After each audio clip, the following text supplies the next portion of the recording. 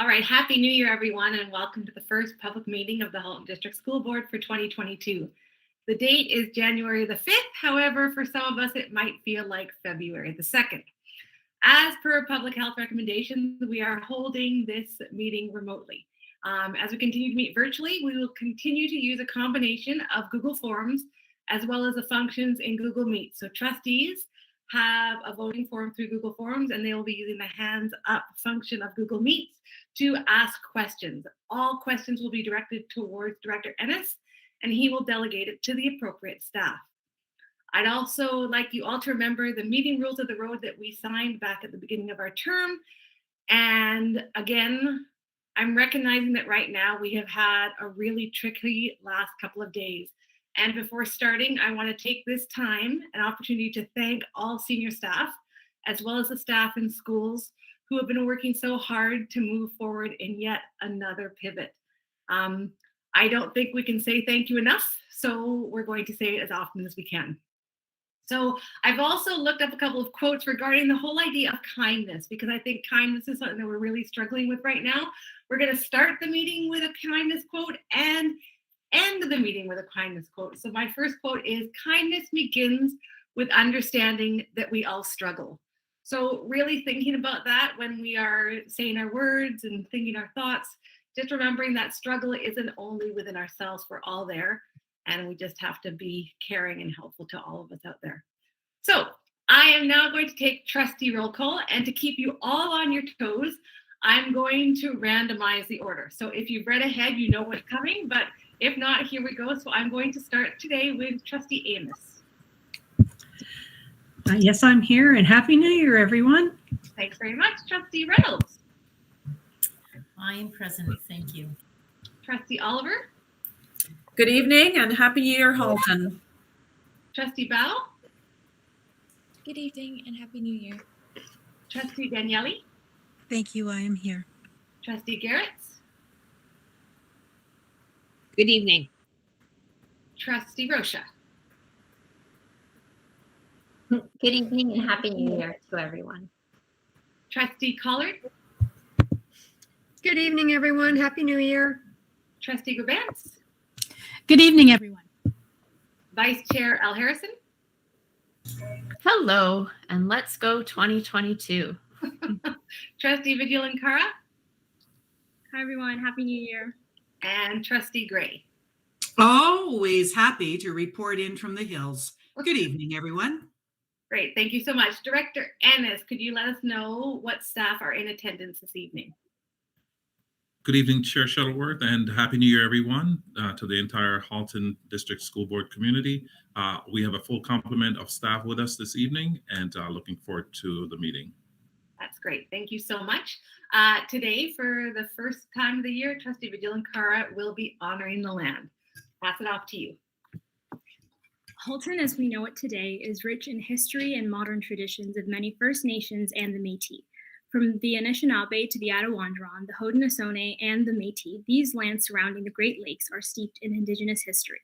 As we gather today on these treaty lands, we have the responsibility to honor and respect the four directions: land, waters, plants, animals, ancestors that walked before us, and all the wonderful elements of creation that exist. We would like to acknowledge and thank the Mississaugas of the Credit First Nation for sharing their traditional territory with us. Great, thank you so much. Are there any declarations of possible conflict of interest? Seeing none, we are now on to the agenda. So Trustee Provence, would you like to move a motion to approve the agenda this evening? Absolutely. And Trustee Oliver, would you second this motion? Yes, I do. Awesome. Is there any discussion on the agenda for this evening? See none, if you can take a look at your voting form and cast your votes looking at approving the agenda, please.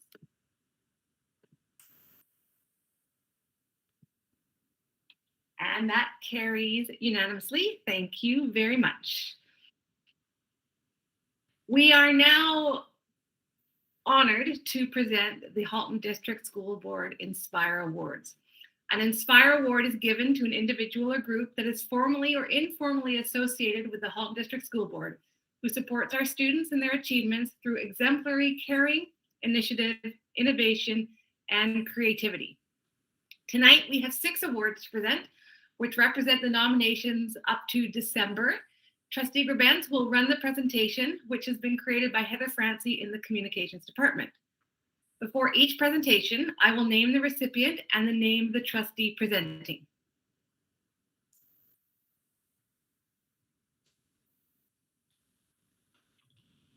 And we will start off with Rachel Iacovucci, who is from White Oaks, and Trustee Amos will be presenting.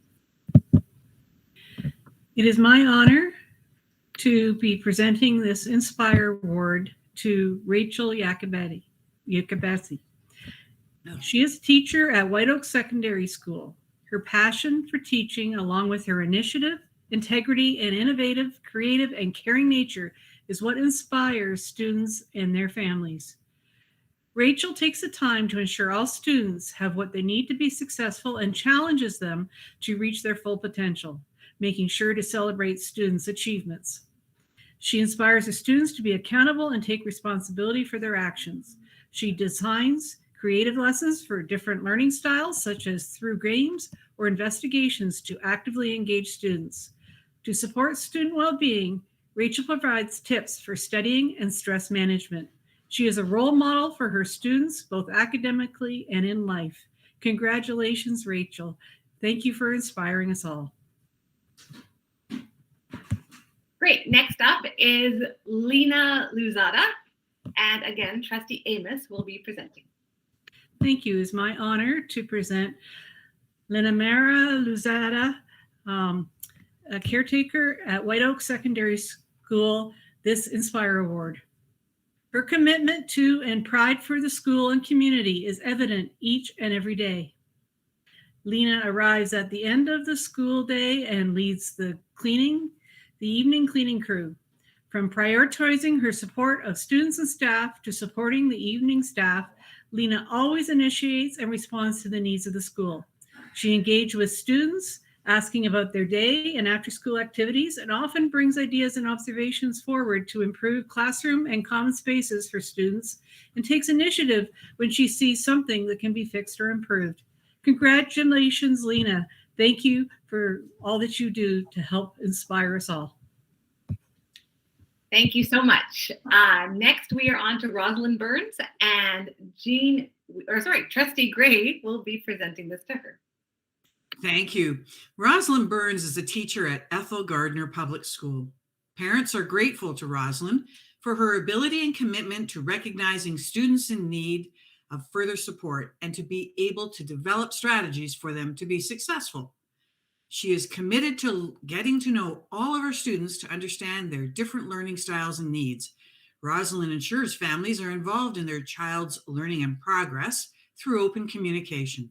Families are grateful to Rosalind for the time she takes to support students' individual learning needs and for the impact she has had on their children. Her dedication and level of care to her students and their families is very inspiring. Thank you, Rosalind. Great, thank you so much. Next, we are up to Sarah Patterson, and Trustee Garrett will be presenting this award. Thank you. It's such a pleasure to present Sarah Patterson, a teacher at Viola Desmond Public School, with this Inspire Award. Passionate about empowering students through authentic and meaningful classroom experiences, Sarah provides opportunities for students to engage in hands-on technological problem solving where they can apply mathematics and science concepts. She uses a project-based learning approach in which students work through an inquiry process toward a final product where learning is shared beyond the classroom.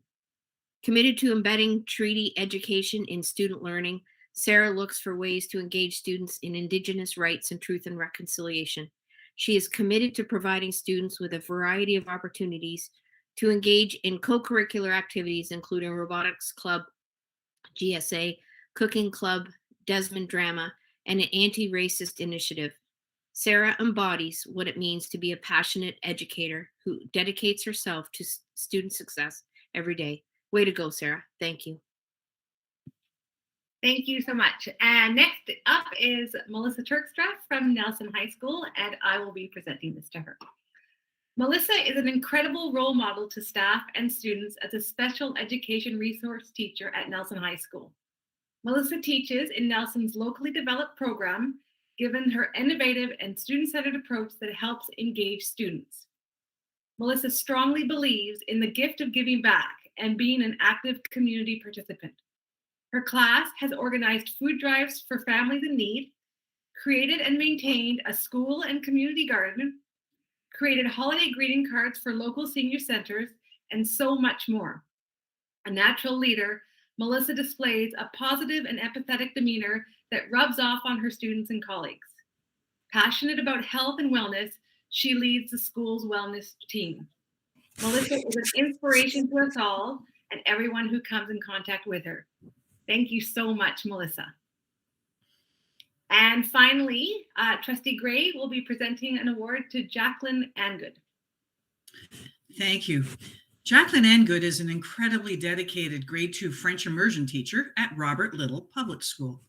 Her classroom and demeanor exude warmth, respect, and dedication. She is a supportive and patient educator who always looks out for the best interests of her students, providing help and assistance whenever they need it, including sending weekly personalized emails to parents to update them on their child's individual learning. Jacqueline is a founding member of the school's Rainbow Club, supporting 2SL LGBTQ+ learning, awareness and support for students. Jacqueline has been a mentor to many teachers, guiding them and providing expertise. Always the collaborator, she ensures staff have up-to-date resources for the French immersion program, serving as the French lead for many years. Her students feel cared for, visible, and confident, thanks to her exceptional understanding of teaching and learning. Congratulations, Jacqueline, on receiving an Inspire Award this evening. Thank you, and congratulations to all our Inspire Award recipients for your outstanding support for Halton District School Board's student achievement and well-being. A special thank you to Susan Thrasher in the Director's Office, who every month works to ensure trustees have all they need to assess the nominees and provides a conduit of information. For everybody watching this evening, please continue to nominate people or organizations who support the students and their achievements through the exemplary caring, initiative, innovation, and creativity. The nomination form is available on hdsb.ca. Everyone in the Halton District School Board community can nominate or be nominated: families, neighbors, related organizations, staff, student, and school volunteers. These nominations are then reviewed by the trustees to ensure that they are truly inspiring. And I want to thank you all for those wonderful Inspire Awards we had this evening. So as per our agenda, we have one presentation this evening. That's 2.2.1, which is looking at ministry direction. And Director Ennis, I will pass it over to you to delegate staff to present. Thank you, Chair Shuttleworth, and good evening, everyone. Once again, it's good to be with you. I am going to ask Superintendent Blackwell and the other staff members who were part of the presentation to start us off this evening. Superintendent Blackwell. Thank you. I'm just going to present my screen.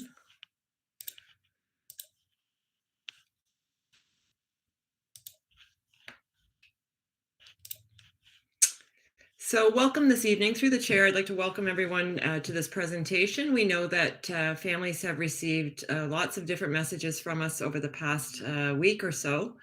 And we thank you for your patience as we navigate the information that we receive and are able to get it out to families and staff and our students in a timely fashion. There are many changes. There are lots of things that are the same, but there are some things that have changed. Obviously, our students are starting, all of our students are learning today. Students are learning remotely, and students with significant special education needs who are learning in person have begun the new year in terms of learning. There are some changes to the case and contact management. We know that the Omicron variant is spreading very quickly in Ontario, and In terms of the processes that we've used in the past, in terms of accessing PCR tests at assessment centers, and verifying those tests, and then reporting to families, letting them know about cases and staff. With the growth in spread of the Omicron variant, the process provincially has changed. The confirmation of COVID no longer requires a PCR testing through assessment centers. And that's just the sheer volume and the ability to obviously navigate those tests. So basically, anyone right now that has symptoms that are considered COVID-like symptoms, that has tested positive in a PCR self-collection test, that has tested positive on a rapid antigen test, are considered to have COVID. So we no longer require staff or students to access the assessment centers once they have symptoms or have tested positive on either of those self-collection tests. They are considered to have COVID. This also means that there is a discontinuation in terms of posting cases on our board website and on the ministry website, and as well the communication letters that previously came home will not be coming home. It will also have an impact on class dismissals. We are still waiting for new reporting processes that will be communicated to us from the Ministry of Education, and we will definitely share that with families as soon as we have that information. The screening and symptoms have changed as well, again. So we have asked families, and we shared prior to the break, when your child returns to in-person learning. And for our staff, some of our staff and our students, as I mentioned earlier, are already in our buildings. We are asking staff and students to review the screening tool. That confirmation or verification is again in place to present when returning on site. You'll notice that the symptoms have changed in terms of the designation. So if you have symptoms and whether or not you're returning to school, this is just good information to know in terms of monitoring yourself for living within the community. If you have any of the symptoms on the left, you are considered to have COVID. If you have two or more of the symptoms on the right, you are also considered to have COVID.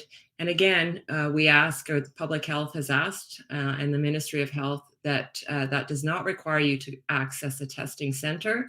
Use that as a determination, a presumptive case of COVID.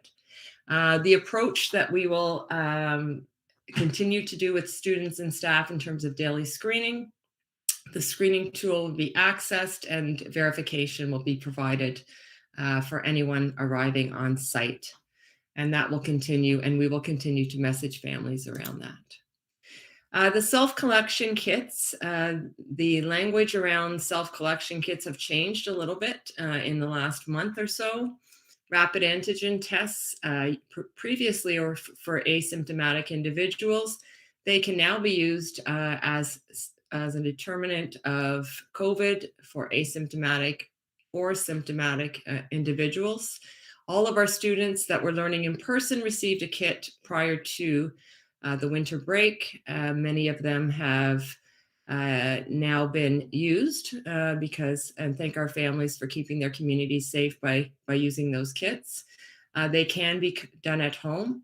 The Ministry of Education has ordered through their procurement process kits, rapid antigen test kits for all of our students and our staff across the province. Right now they are in short supply. When they become available and they get to us, we have a very efficient process through our business services, facilities departments, purchasing, in terms of getting these out to schools. So more information will come on that. As well, we will be receiving, or we have received, a limited supply of PCR take-home test kits. Those kits are for students or staff members that present with symptoms during the school day at school. We will be, again, communicating how those will be distributed when we hear some of the finalization from the ministry around changes to testing and testing locations. it's important to note that the PCR take-home tests do require drop-off at a community location within a very short period of time, and after administering the test, and then the results are provided through that testing location. And so isolation has changed. We have different, and we'll help families navigate this because we've had different changes throughout the past couple of years in terms of what does it mean for someone that has COVID. And remember, right now, anyone with symptoms has COVID. What are the implications for family members? And in terms of public health, one of the big messages right now, which you're probably very much aware of, is if you are sick, stay home and have your household members stay home as well. And so when it comes to symptoms and isolation requirements or COVID and isolation requirements, those that are 12 years of age and older and fully vaccinated, the definition of fully vaccinated has not changed. Or if they're 11 years or younger, regardless of vaccination status, the minimum isolation period is 5 days from symptom onset. And symptom onset is day 0, so you would count 5 days from there. All other, in terms of age group, 12 and older that are partially or unvaccinated or immune compromised, regardless of age, would isolate for 10 days. And those isolation requirements are not only for the individual, but the entire family. Now, where there is access to testing, and schools will have some access to testing in terms of rapid antigen tests and PCR tests, self-collection kits, we are able to return earlier if the following conditions apply. So in a rapid antigen test, 2 negative consecutive tests, they would need to be taken between 24 and 48 hours apart, or 1 negative PCR test. And again, this is a lot of information. We will spend time ensuring that this communication is messaged to families. I'm going to turn it over to Superintendent Taha.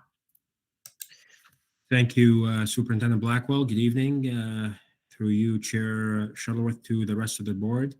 In terms of masking, we have been afforded now 2 additional pieces of personal protective equipment for staff and students. The non-fit tested N95 masks for staff are now available, and also the 3-ply non-medical masks are now available for students. And these shipments have arrived to the board and have been distributed to schools, specifically where in-person learning has begun. Of note, the masking requirements have not changed. You must wear a mask. However, now you have the option in terms of the type of mask you're able to wear. So you can either wear a grade 2 surgical medical mask or a non-fit tested N95 mask. Also, the requirement to continue to wear eye protection still is in place for staff who are working with students who are unmasked. Of note, also, the non-fit tested N95 masks continue, we are told, to meet the National Institute for Occupational Safety and Health standards in terms of their quality and their filtration levels, NIOSH, as it's often referred to. However, the fit testing is not required. And lastly, the requirement that staff who perform aerosol generating procedures, medical procedures, will continue to be required. There's no option there that you wear the N95 fitted respirator type mask. Thank you.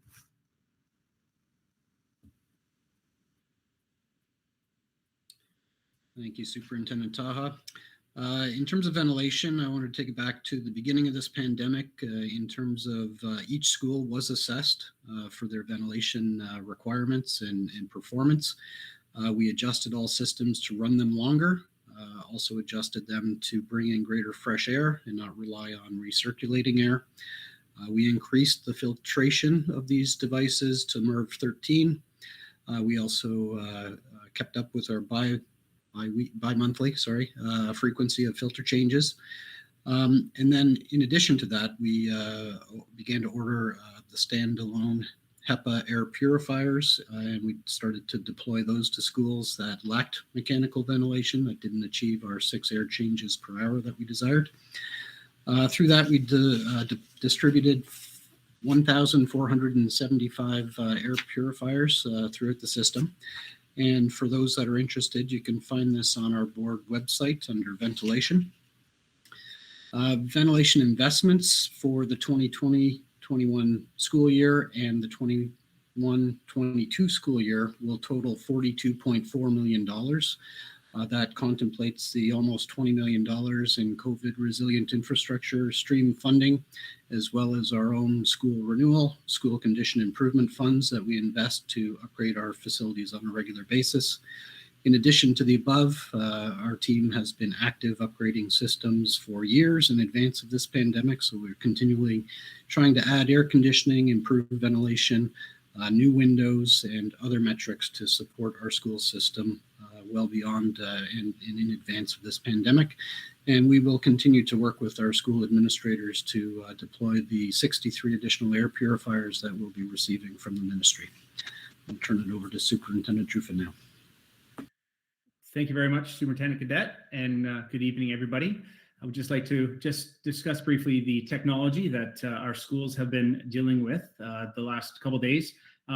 First and foremost, I do want to give credit to our schools, our administrators, our office staff, and staff volunteers. Many of you have probably seen on Twitter from their school accounts the literally hundreds, if not thousands, of devices that we have deployed the last couple of days. Our staff have done this before. This, I think, our 4th or 5th time doing this, and our schools do an amazing job of making sure that the kids that need a device technology get a device in a timely manner. And so I thank our schools, our school leaders and staff who have done a remarkable job of distributing many, many devices to those families that need a device.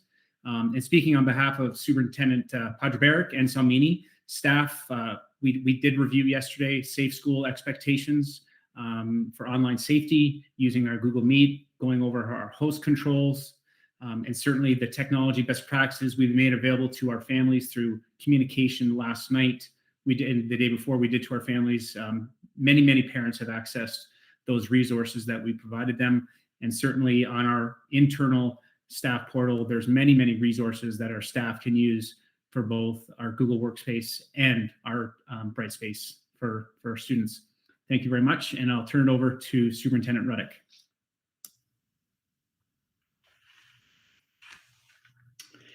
Thank you. Good evening, everyone. Let me first start by acknowledging that we know that this is a very difficult time for all of our families, but even more so our families with students who have special education needs. And it's also a challenging time for our staff who support those students, particularly those who are learning in person. As Superintendent Blackwell said at the outset, we had students in school today, students in our life skills classes, our communications classes, community pathways programs, our ECPP programs, and Project Search. Those students were invited to learn in person due to the very nature of their profile. They would not be able to be accommodated in remote learning. In addition to those students, other students with significant special education needs are also being considered and invited in for in-person learning. Principals have been given a set of criteria by which they can consider the needs of the student and whether the student can be accommodated in the remote environment. And when those students cannot be accommodated, they are to be invited in for in-person learning. Transportation is provided for all of our students who qualify, who are invited for in-person learning, although it may take a couple of days for those arrangements to be made. But students can certainly begin once the parent and the principal have made the details. Those students are invited to attend the regular school hours and, oh, sorry.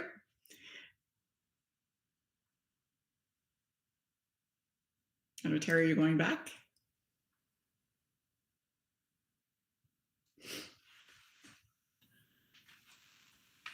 Superintendent Blackwell, could you go back one slide, please?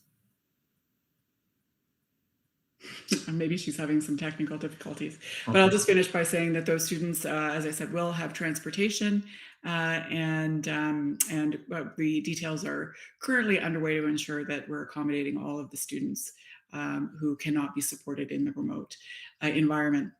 I would like to acknowledge all of the staff that we have on site to support the learning needs of our students with significant special education needs. Those would be our educational assistants, special education resource teachers, and where we have students in the school, of course, we have an administrator and a secretary. Thank you.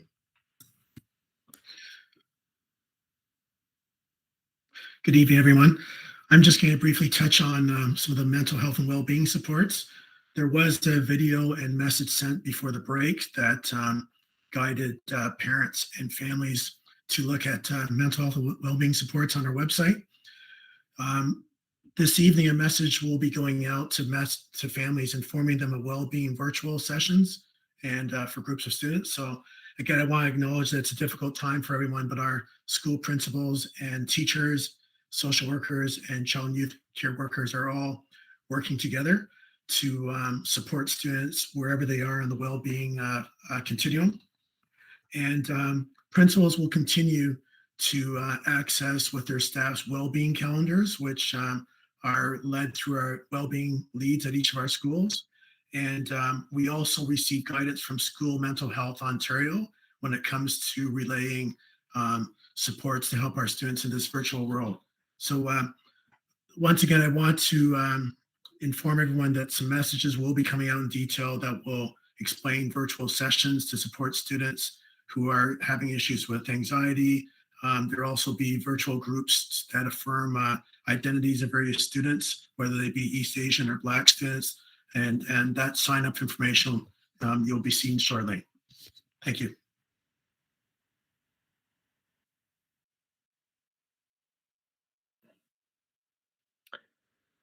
Good evening, everyone, from Communications Department.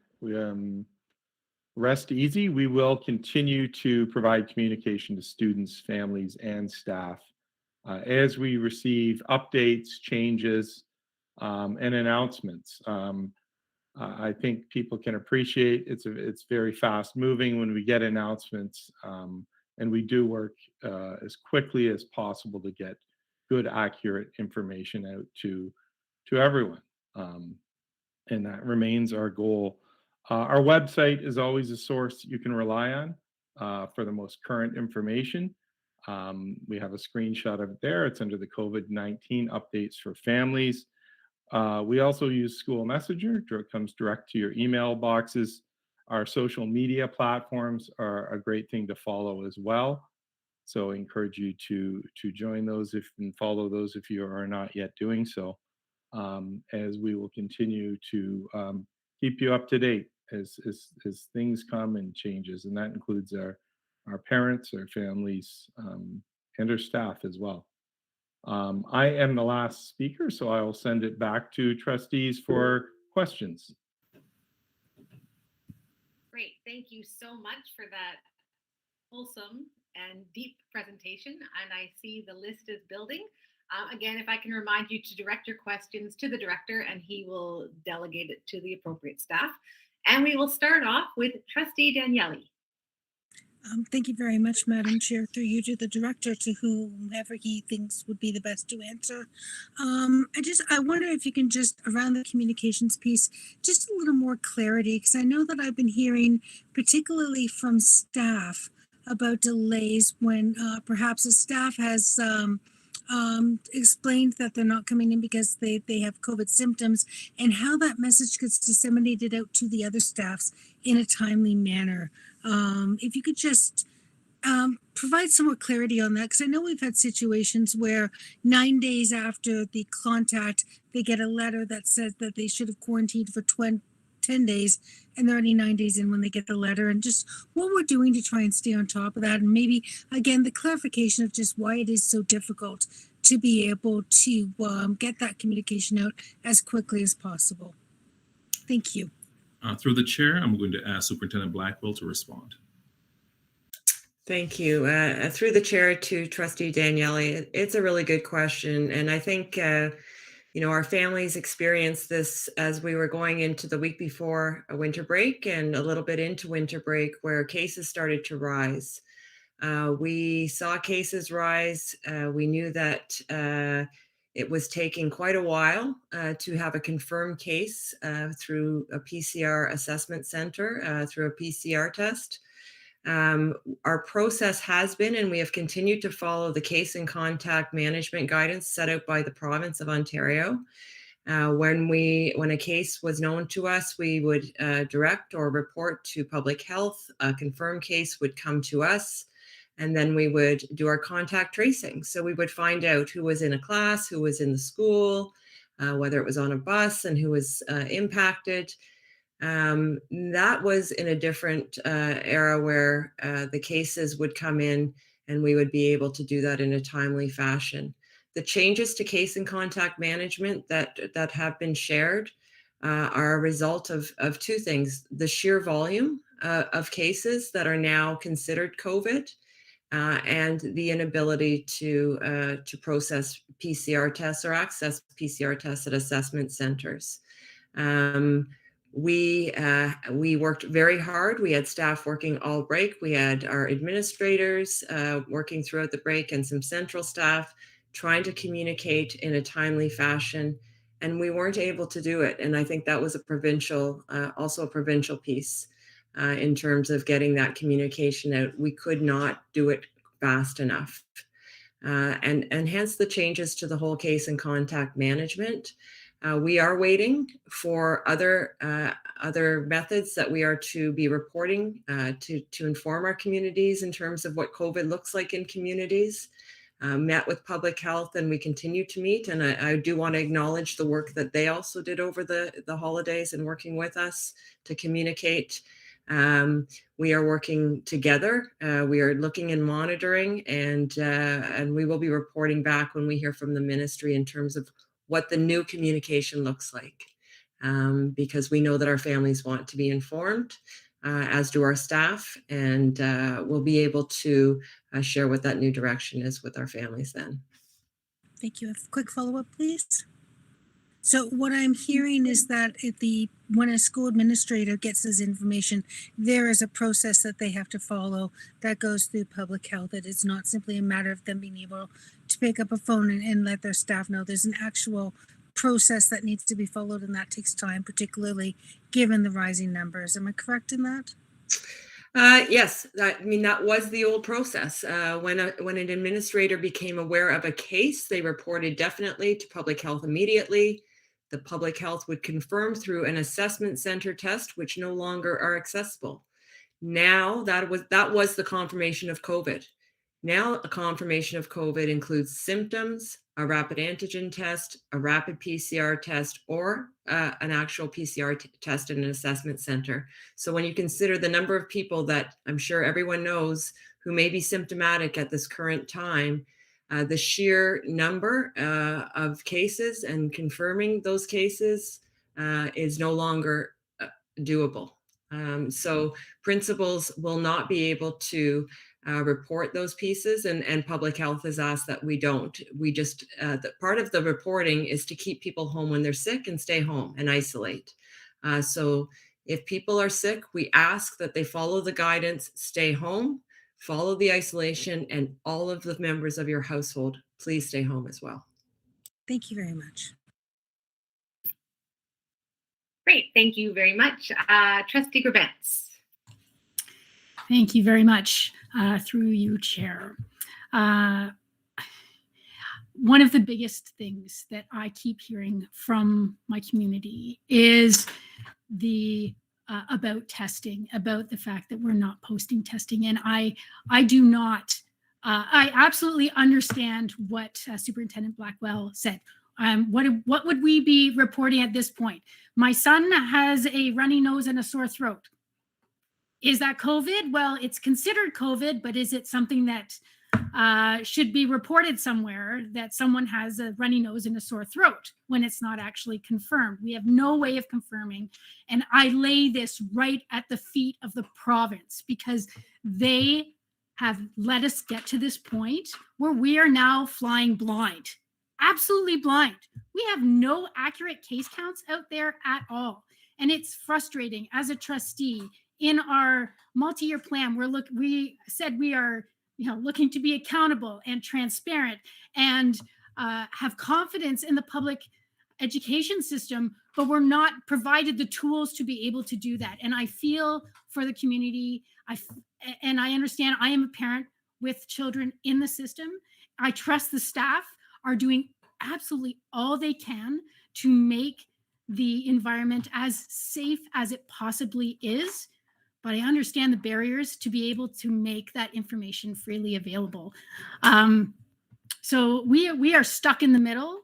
Again, I'm frustrated by this province who was given numbers back in December the 16th by their own science table and ignored it. And then we get announcement after announcement days before we're supposed to start. So, and contrary, we're opening, then we're not opening, and our staff have to work their tails off to be able to get everything ready for both scenarios. And it's frustrating. I'm wondering where the minister is. He wasn't at either announcement.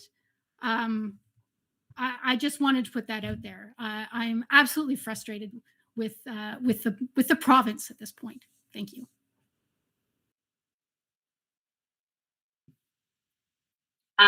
Okay, Trustee Collard.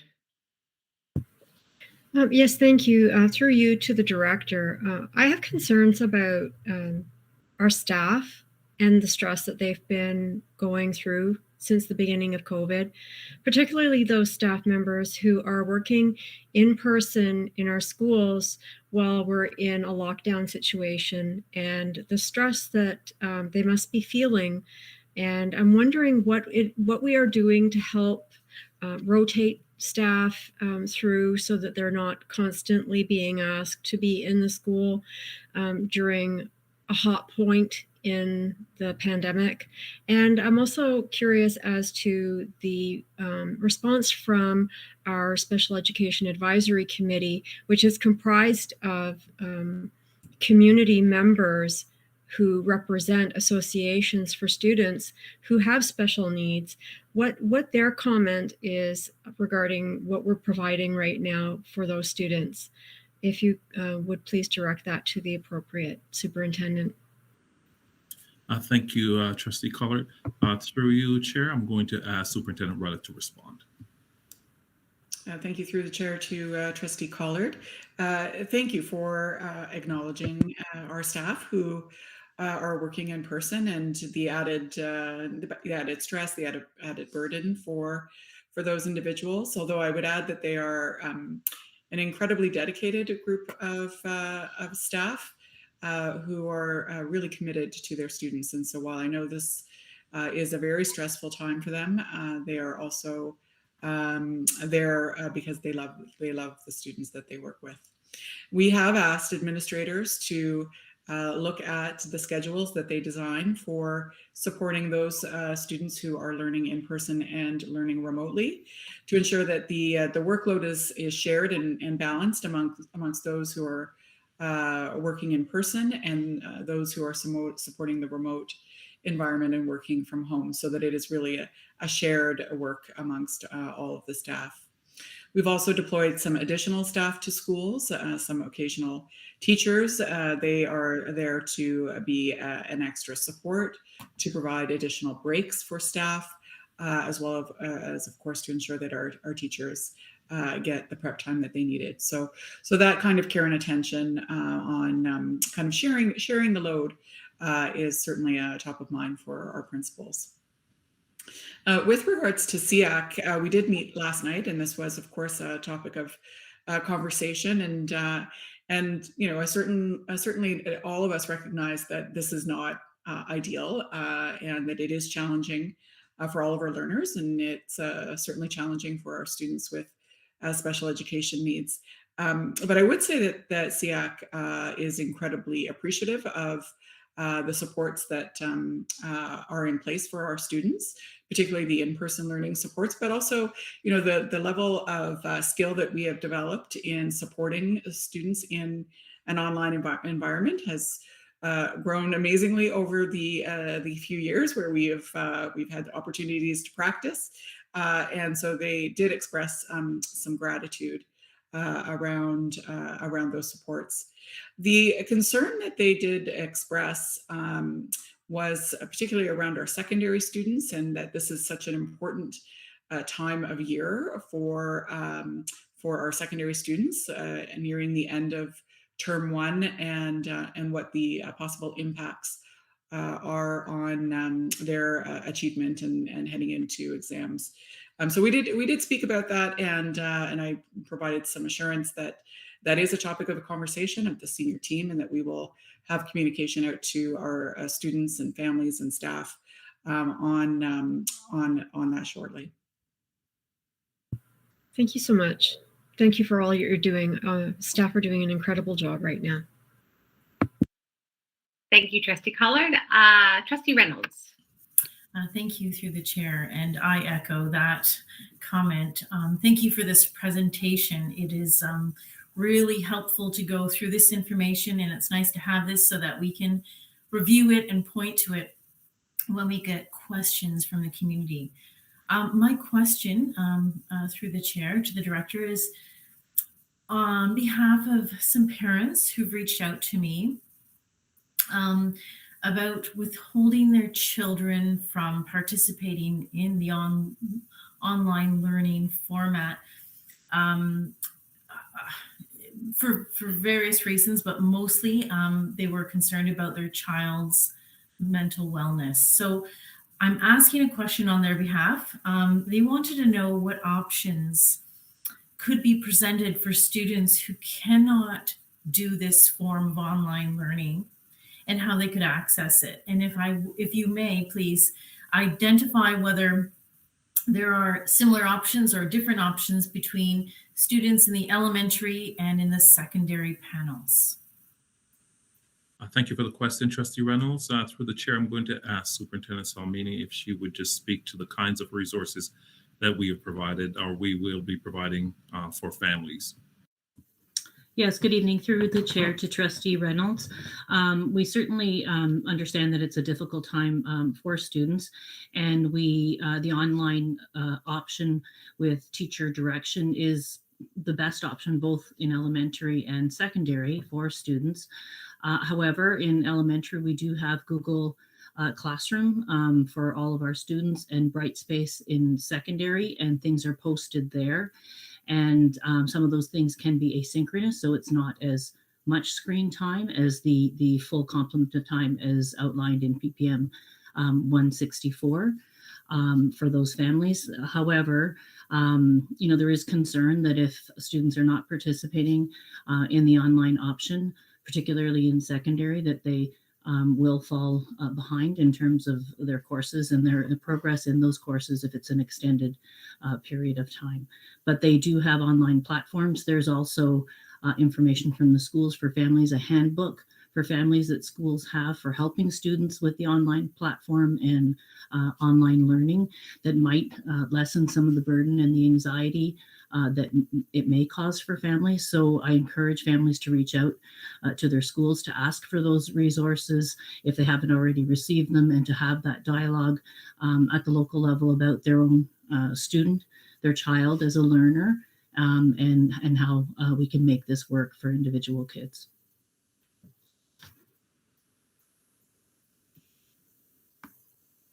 Thank you. Awesome, thank you. Trustee Oliver. Thank you. Through your chair to the director.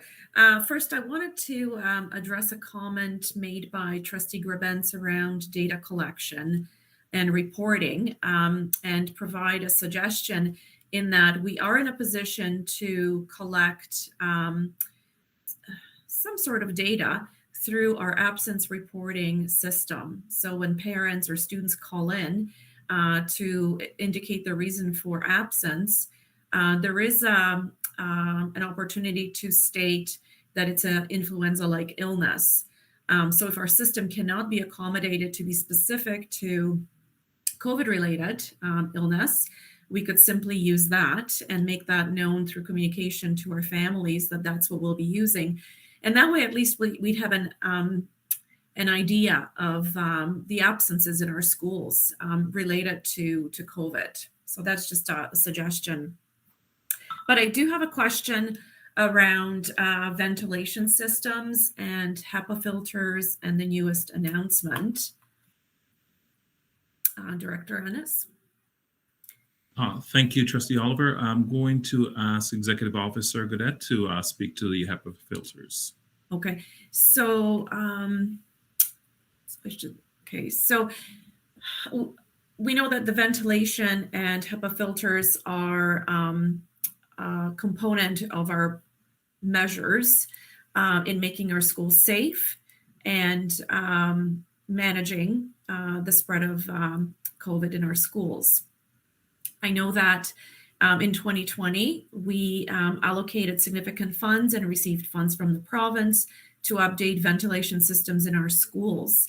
And we had been receiving reports around the progress of what was done.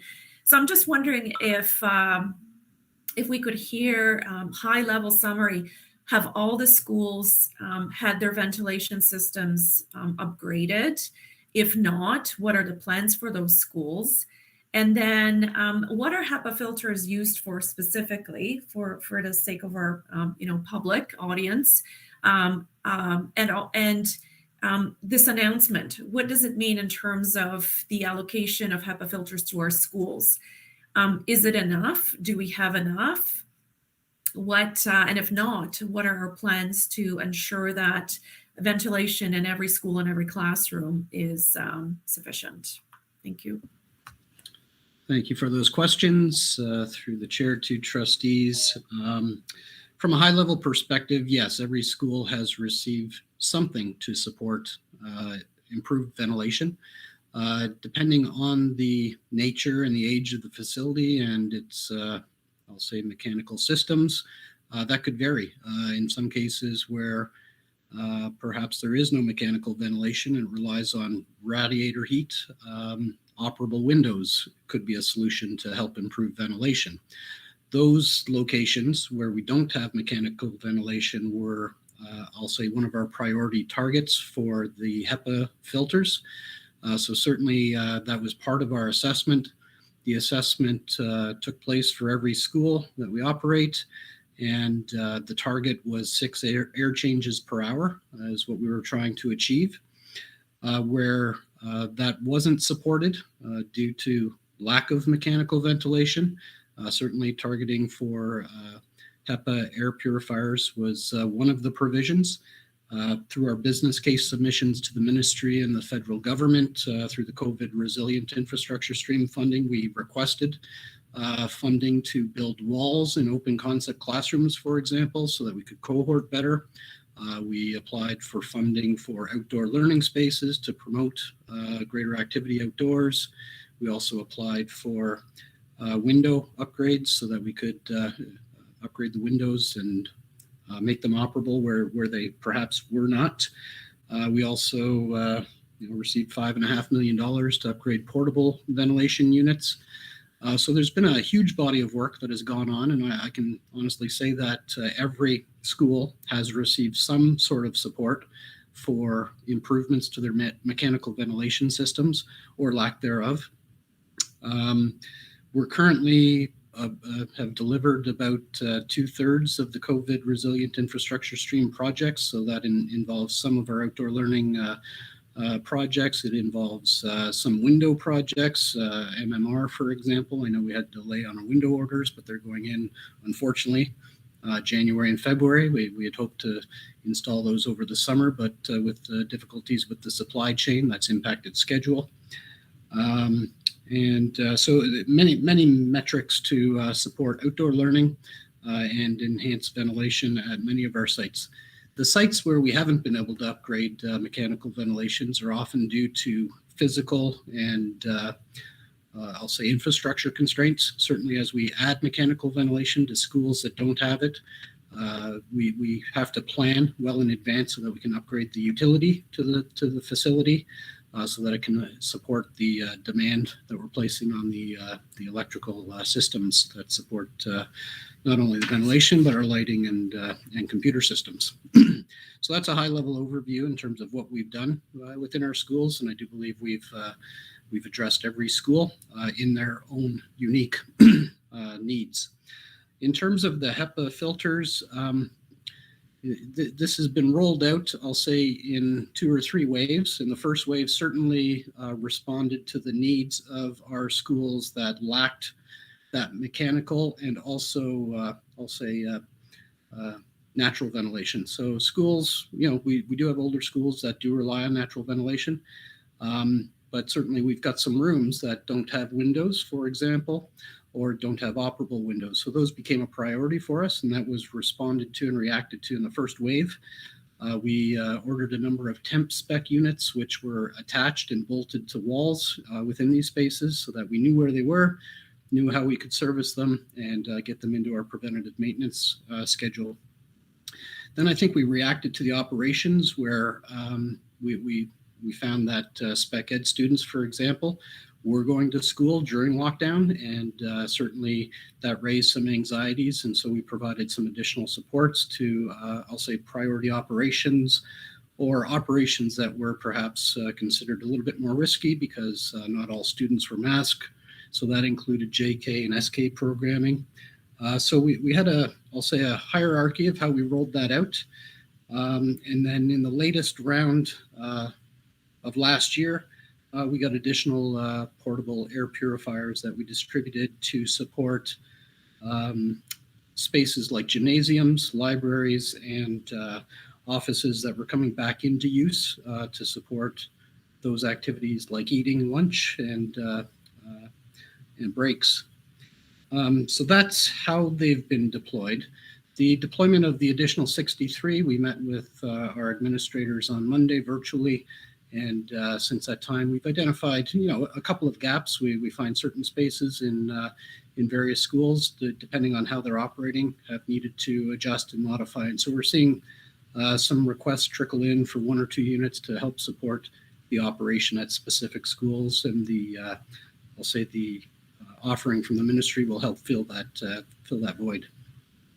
So in terms of what the HEPA filters do, they're a higher particulate filtration device than even the MERV 13 filters that are in our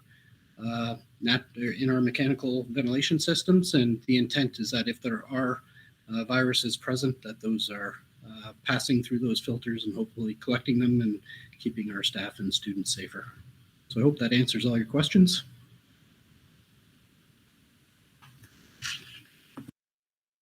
Trustee Oliver, that's good. Thank you very much. Awesome. Thank you so much. Trustee Collard. Oh, I'm sorry. So Trustee Collard, you're a second-time speaker, so we'll come back to you. I'm going to go to Trustee Vigilankara. Thank you. I just thought I'd ask a question that we've received from a lot of students since the announcement was made that we'd be moving to online learning. So how do these changes impact secondary exam schedules? Lots of students expressed concern over having to write exams in the weeks following the scheduled return from online learning. And I'm hoping we could gain some insight on what the final 30% would look like for secondary students in our board. Thank you for the question, Trustee Vigilankara. I know staff have been having discussions on this, and I'm going to ask Superintendent Salmini to give you some high level on that. Through the chair to Trustee Vigilankara, yes, we have been having lots of discussions around this, and schools will be getting information very soon to share with students and with families. And really, we're looking at the final 30, and as we've structured it right from the beginning, the final 30 is a lot more than just what a traditional exam would look like. There are lots of components. It can be, an essay, an exit interview with a teacher, a portfolio, all of those kinds of pieces has always existed as options for the final 30, and that continues. The one thing that I can tell you with the direction that we're giving, the word I would use is flexibility for staff, so that they're really considering the unique circumstances that students may be facing. And so the direction we're giving would be with that in mind for sure. And so very soon, this week. Thank you. That answer your question? Yes. Great. Okay. I think it's Trustee Gray. Thank you very much, through the chair to Director Ennis. As of today, with the new work environment limitations being brought forward, do we anticipate this impacting and perhaps slowing down the construction work being done in some of our schools? For example, the work being done at Joseph Gibbons. I know that community is concerned in that they've had a delay in being able to get into that school. And of course, it would have been delayed anyway, given our current parameters. And my second question is, the maintenance of HEPA filters, who's responsible for that? Are filters being changed on a frequent basis as required? Thank you. Thank you, Trustee Gray. Both those questions, I believe Executive Officer Gadet will be able to respond to. Thank you for the questions. Through the chair to all trustees, construction and maintenance is an essential service. So from our perspective, nothing much has changed other than the fact that we are experiencing the same issues that businesses and all industries are facing, as some businesses, smaller operations, have been forced to shut down because people have required isolation. But having said that, we are still experiencing some challenges with the supply chain as well. But we're trying to find workarounds, and it's not easy, but things are still progressing just a little bit more slowly than we would like to see.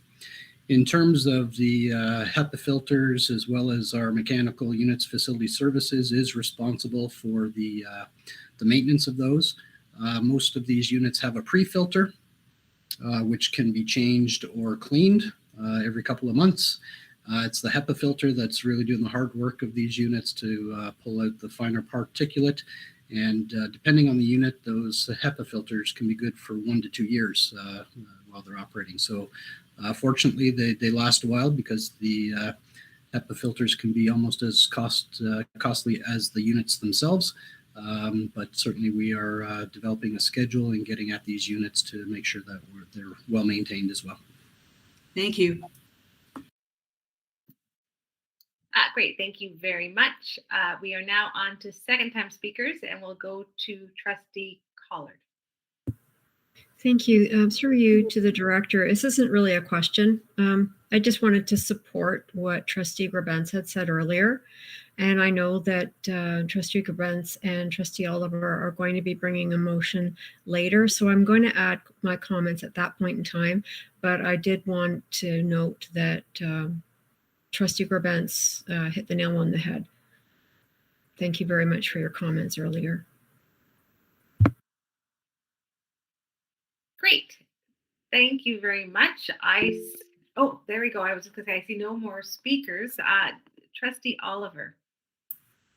Yes, thank you. Through your chair to the director, I'm wondering if you have any insights around what is the purpose of this current school closure, with the statement that schools will not reopen until at least January 17.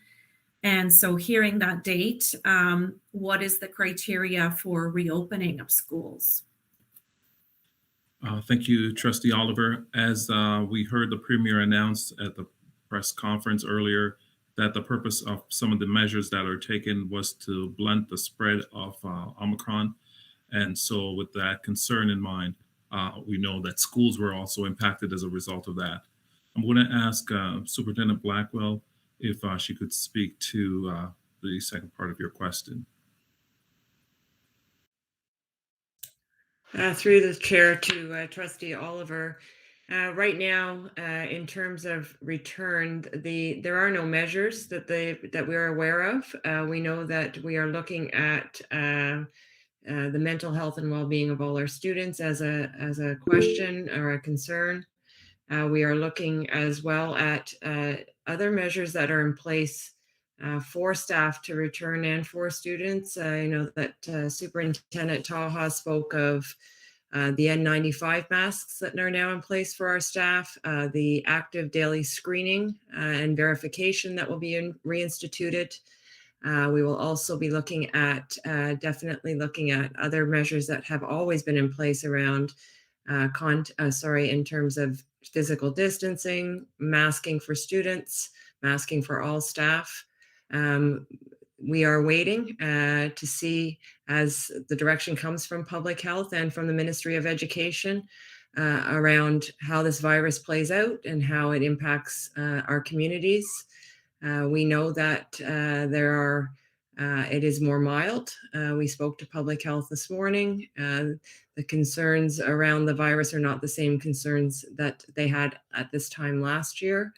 The big concerns right now, as with pretty much every group of employed individuals, is the absenteeism. As this has hit very quickly and impacted families, and families are staying home as they've been asked to and isolate, it has affected the workforce. That affects all of us as well in our school system. So we are hopeful that this comes and goes as quickly as is projected, and that we are able to return to school very quickly and support that and staff that within our buildings. Follow up, please. Sure. Okay, so that's, yeah, so hearing that, and we know that vaccines help to reduce the severity of the disease. Has there been any direction around prioritizing vaccination for education staff and students? Through the chair to Trustee Oliver, there is continued discussion on priorities for staff and students, as well as for healthcare workers. What we heard this morning in working or talking with public health was the priority is there, the staffing is not. So being able to staff the clinics, staff the vaccination sites is right now a concern, but the will is definitely there, and it's something that we anticipate we will be hearing more direction on in the next within the next week in terms of that prioritization.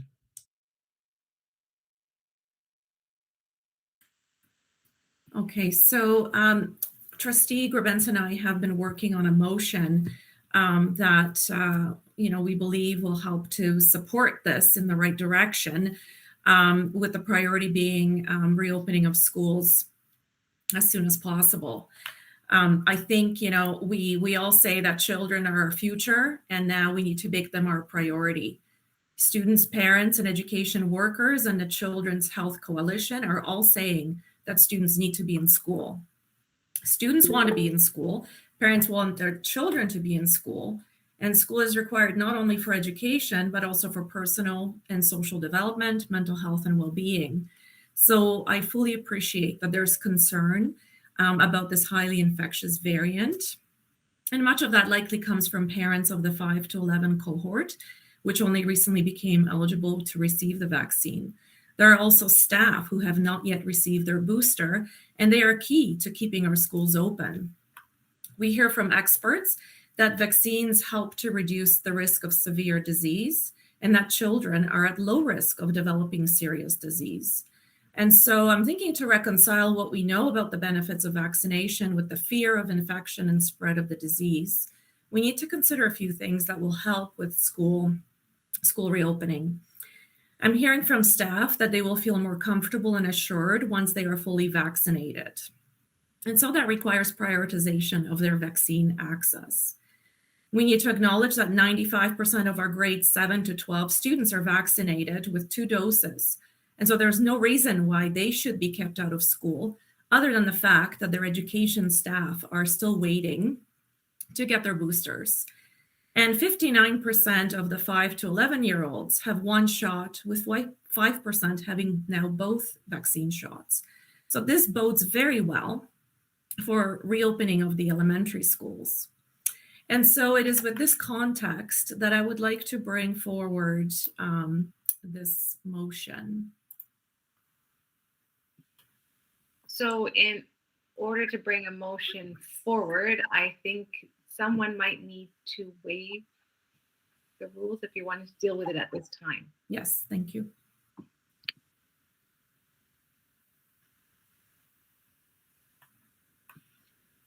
So, are you asking to do that?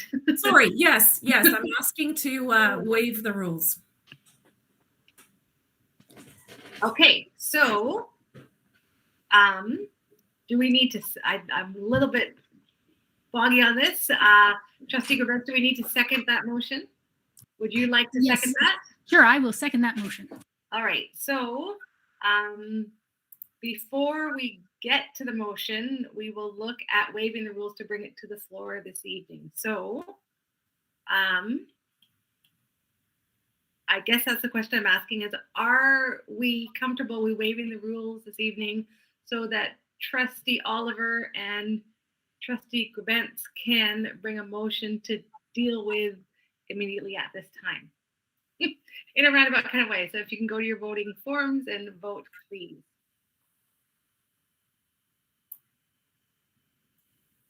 On waiving the rules.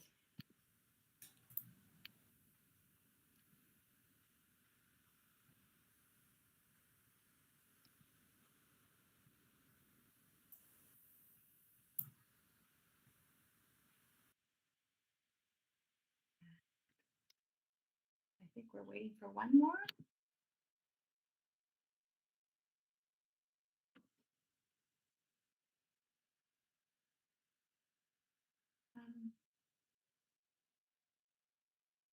There we are. Great, and that carries unanimously. All right, so the rules have been waived. So Trustee Oliver, would you like to present your motion? Okay, thank you. I would like to bring Suspended. Sorry? Sorry. Suspended the rules, not waive the rules. Yeah. Sorry. Okay, so I would like to bring forward the following motion, and my fellow trustees had access to a earlier draft. I'm open to some suggestions around wording, but here we go.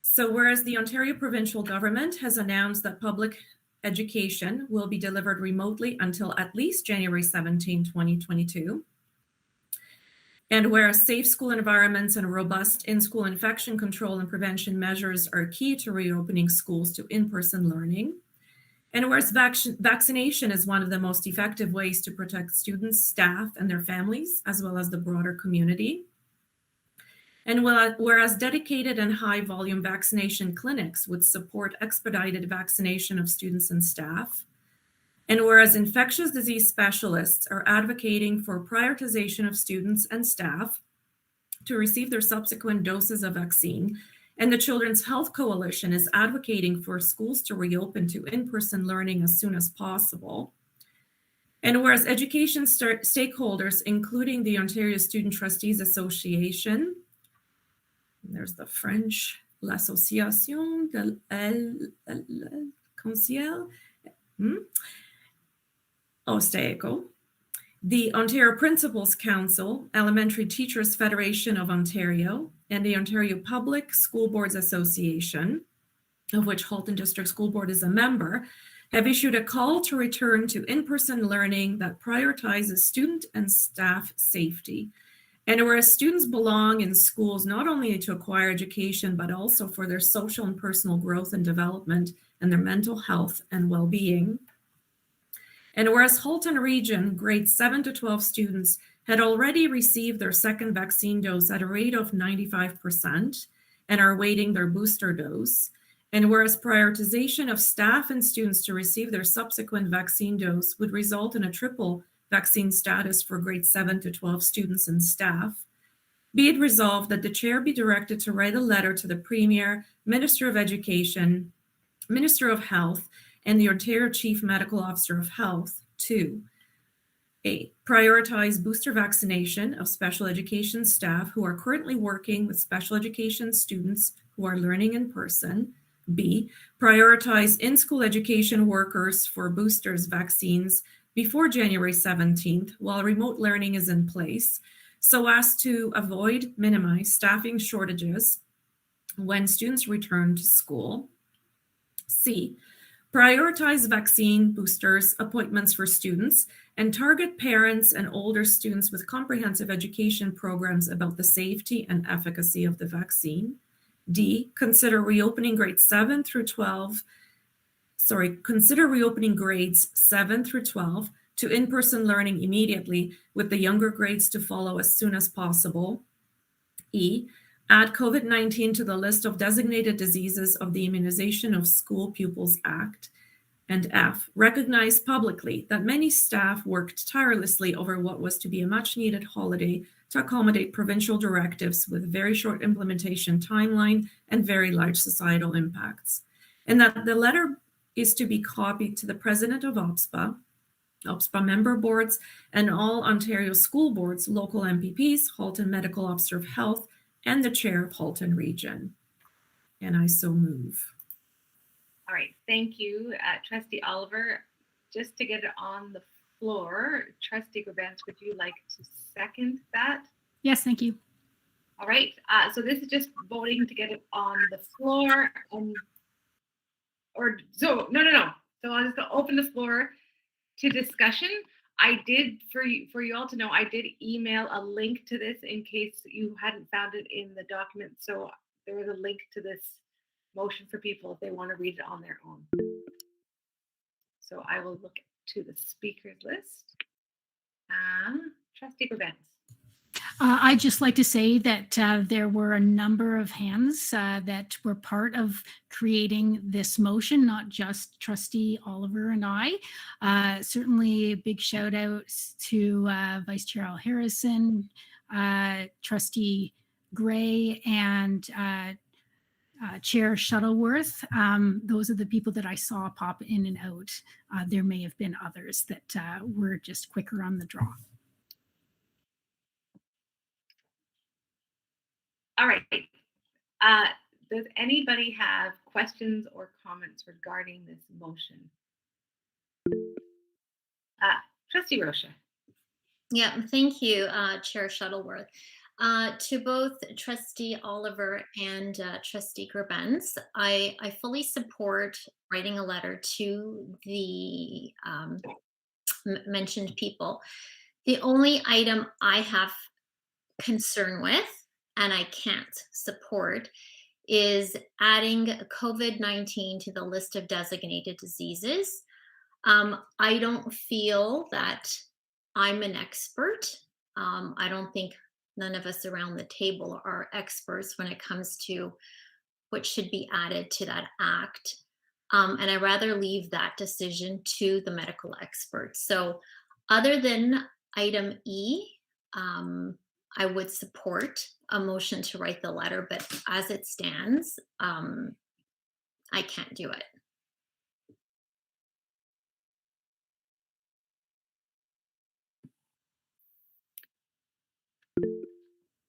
Trustee Provence. Okay, just to note that we wrote a letter to both the minister and the chief medical officer of health, 2 different letters asking for this already. So I guess you've had a change of heart. That is correct. Trustee Collard. Perhaps the alternate phrasing could be consider adding, so that they will put it forward to the experts. Maybe consider adding would work and be amenable to Trustee Rocha. I have some other concerns about the limitations we've put into this letter, though. We're only really talking about vaccination, and I know that there are many people who, for a variety of reasons, will not be getting vaccinated, and their children are not in school, and some of these families are those families who are protesting the online learning that has been put into place. And I'm wondering if we could include something in the letter about supporting all families, regardless of their vaccination status, because some people can't be vaccinated and some people have chosen not to for their own personal reasons. And I want to make sure that we're not pointing the finger at those who've decided or cannot be vaccinated, just to ensure that we're being even-handed and fair to all, regardless of their vaccination status.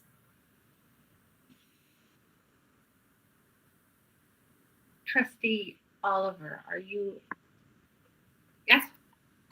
Thank you. So I just wanted to respond Trustees Rocha's concern. I am certainly okay to change the wording to consider for the reason you outlined. We did send a letter advocating for the addition, as did OPSPA more recently, but I'm okay to change the wording. And if that is what makes it okay with everybody else. As to Trustee Collard's comment, I really wanted to focus on the vaccination piece here, only because, what is the, in my mind is what's going to get schools reopened? And I think many parents feel that, vaccination is the key.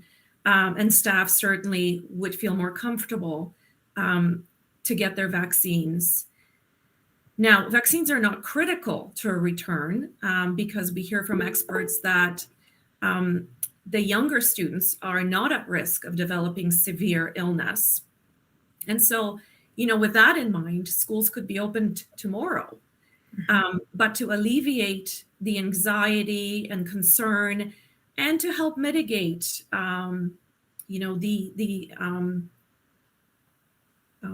the person actually becoming infected, and if they come infected, the course of their disease, vaccines are very helpful. And so I wanted to focus on that. And perhaps there is a point that can be added into this motion, or perhaps it's a separate issue. Because if the students are not going into school, then that's a separate piece, right? They're not vaccinated and they're kept out of school. And then it's a different kind of support that we need to be talking about. So just putting it out there, I don't know what anybody else thinks about that, how to address that. Thank you. Trustee Provence, are you following up on that as well? In a way, I suppose. I'm not sure how to adjust the motion to accommodate what Trustee Collard is saying, and so I would love to hear some of her thoughts on that. And as for the prioritization, we can say we'd like schools open tomorrow. However, we know the reality is that's not the case. The information that's come from the ministry is that it'll be at least until January 17th. And so our students and our staff are sacrificing right now. They're sacrificing really hard right now. And so there should be some difference happening for this sacrifice. And that difference should be prioritization. We can't just have staff leaving willy-nilly for appointments when schools are in session. As we're talking, we just spoke about the anticipated, we know Omicron is very contagious, and there is an anticipation that we will have staff off already. So why not take the time now to get those staff vaccinated so that they're not like, oops, I've got to go to my appointment. It's 1:30 on a Tuesday afternoon, and suddenly we have to cover for them when coverage is already tough. So that's why I would like this in there. And so Trustee Collard, if you could expand on what your thoughts are for making this more even-handed, I'd love to hear them, but I still would like to see a prioritization happen to get vaccines into arms, and an education program for those that are hesitant. I guess that's all I have to say. May I respond? Yep. I'm not against prioritizing at all. You know that, right? I've had 3 shots myself, and I'm waiting for my 4th. So I'm not against prioritization. What I am trying to do is think broader than just the vaccine. There has to be something else we can do on top of vaccination that will get these schools open faster, because we need the schools open. Children need to be in school. Parents need their children to be in school for all of the reasons we've discussed this evening. And I'm trying to think broader than vaccination. And I don't know what the answer is, but I would welcome anyone who has an idea of how we can broaden it beyond just vaccination to other means of getting these schools open so that the children can be in their socially developing years around other children. I can't express how much this is important. These children have for 2 years not been participating in school in the way that we intend and in the ways that their families wish. And that's why they're protesting. So, Vice Chair Harrison, I see you have your hand up. Do you have a solution to the broader sense that Trustee Collard might be looking at? And again, I'm conscious of time, and I know how important this is, but I'm just wondering if we can try to hone in on what we want so that we can move forward with the letter. So, Vice Chair Harrison. Thank you. Through you, Madam Chair, I do note that up in the whereases sections, the second one notes and robust in-school infection control and prevention measures, which I'm assuming entail things like the non-fit tested N95 masks that staff have been requesting or interested in for a while. And the filtrations, the MERVs and the HEPAs and all of that stuff.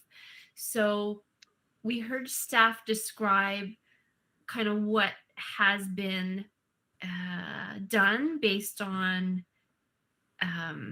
requirements of different levels of government, funding availability of different levels of government, and so on. I wonder if there are any kind of additional things that need to be added in here. I guess that's what Trustee Collard is maybe saying, because a bunch of things are happening. And is it fair to ask Director Ennis whether there are any such items that would support the immediate, quote unquote, reopening of schools? Thank you, through the chair. I know it's going to be difficult for us to, sort of come up with any particular items that would get us closer to the reopening of schools. I think there's a broader provincial mandate looking at, listening to all of the public health unit, chief medical officer of health, and just their own analytics and what they are using to determine whether it's safe enough for us to go back to school. I think the letter, it would perhaps be prompting to the politicians and our government. But in the end, we do know that sometimes the letters may not move the needle, no matter what we put in there. Mm-hmm. So can I just ask Director Ennis, as well as the trustees who have created this letter, the sort of the beginning of the letter, do we wonder if using a more broad stroke approach? So I know that there was some suggestions when I look at the list of almost creating, and I think this might help with Trustee Collard's idea of, rather than giving the specifics, the more general ideas of what's important to open a school. So prioritization of vaccination, those broad headings rather than the more specific minutia, which might be more effective in capturing the ideas? Just a suggestion.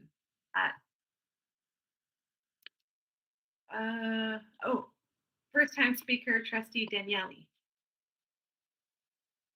Thank you very much. And one thing I would, part of me does share the concerns that were raised by Trustee Rocha on the mandatory vaccination. I'm going back and forth on this because I know we did write the letter, but I am wondering, as we're writing these kind of letters, are we listening to the parents in our communities and with the reflections that we're hearing back on them? And I'm just, because I keep taking a quick look at our public question comment sheet for the last time, and there's obviously a very concerned parent who's following along and commenting as we are speaking, and has made a comment that, you know, that would not be in support of the mandatory vaccinations, because some parents are not going to want that.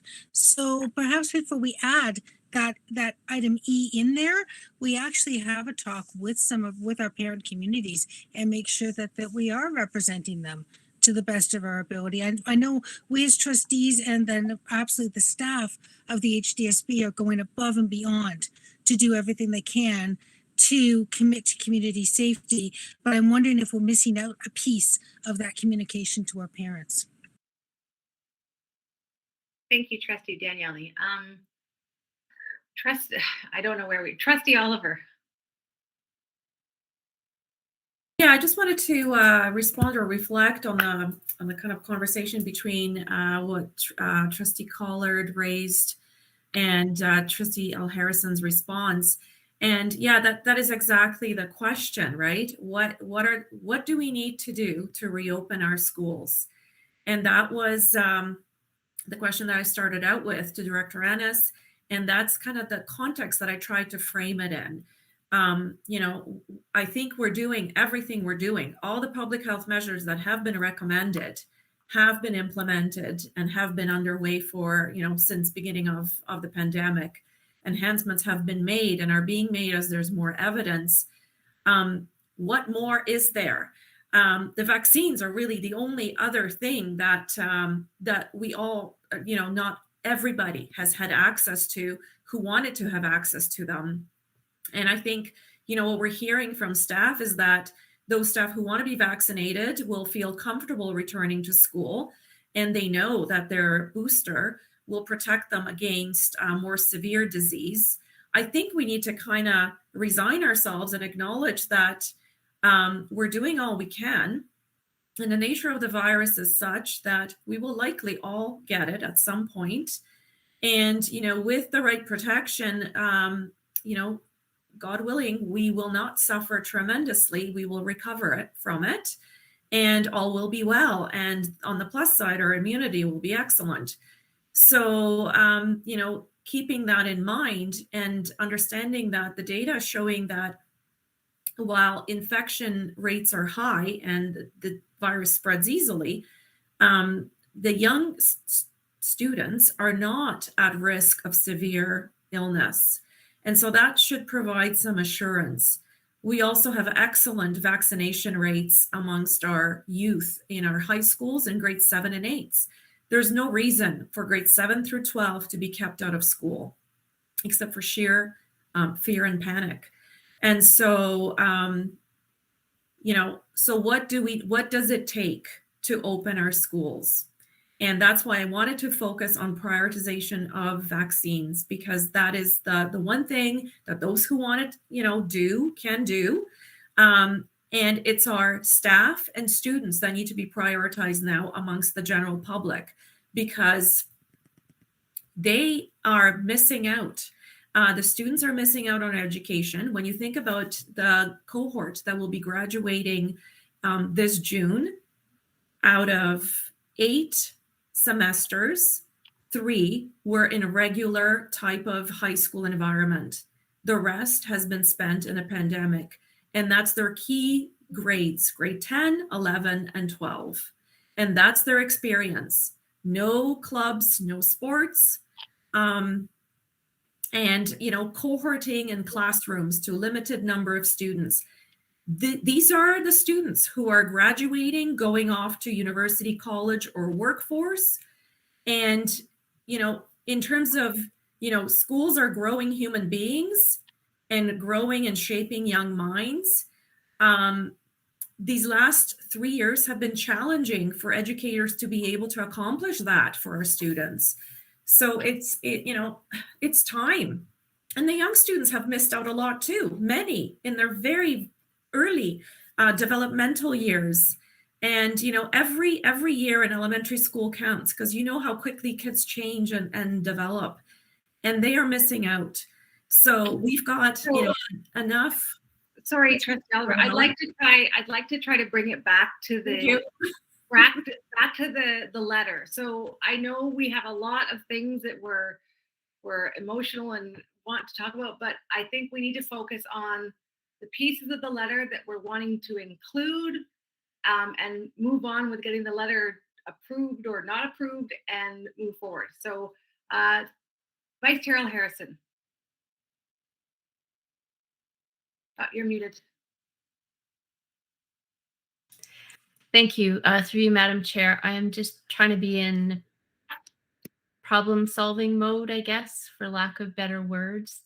And it seems to me like the heart of this is prioritizing vaccines for everyone in the education sector, whether it be staff or students or whoever, for those who are able to, and etc., to recognize that diversity piece that Trustee Collard was talking about.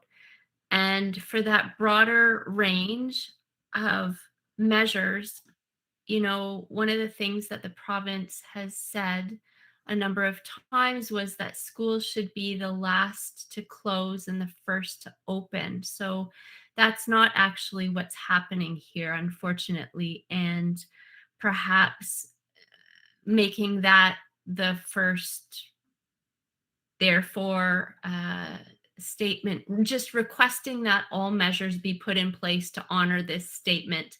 So then we're not specifying it's masks or it's this or it's that. It may kind of help.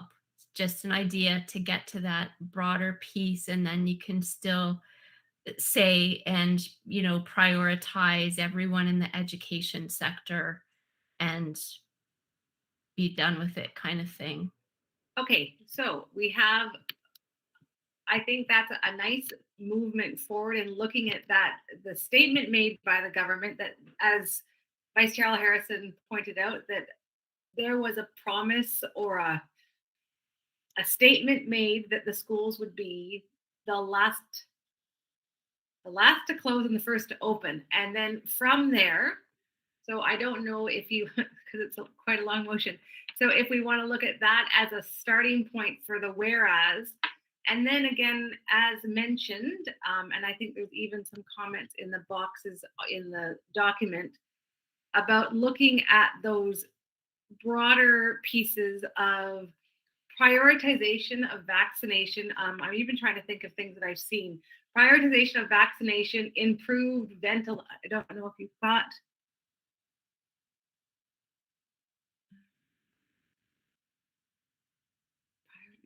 Right, so A, B, C in your list are all prioritization. So if we could even just have, I don't know if this is enough to speak to prioritization as a single lump idea. Trustee Oliver, quick. Yeah. Not long times. Sorry. Yeah, I'm happy to merge that all into simply prioritize vaccination for all education workers and students. Great.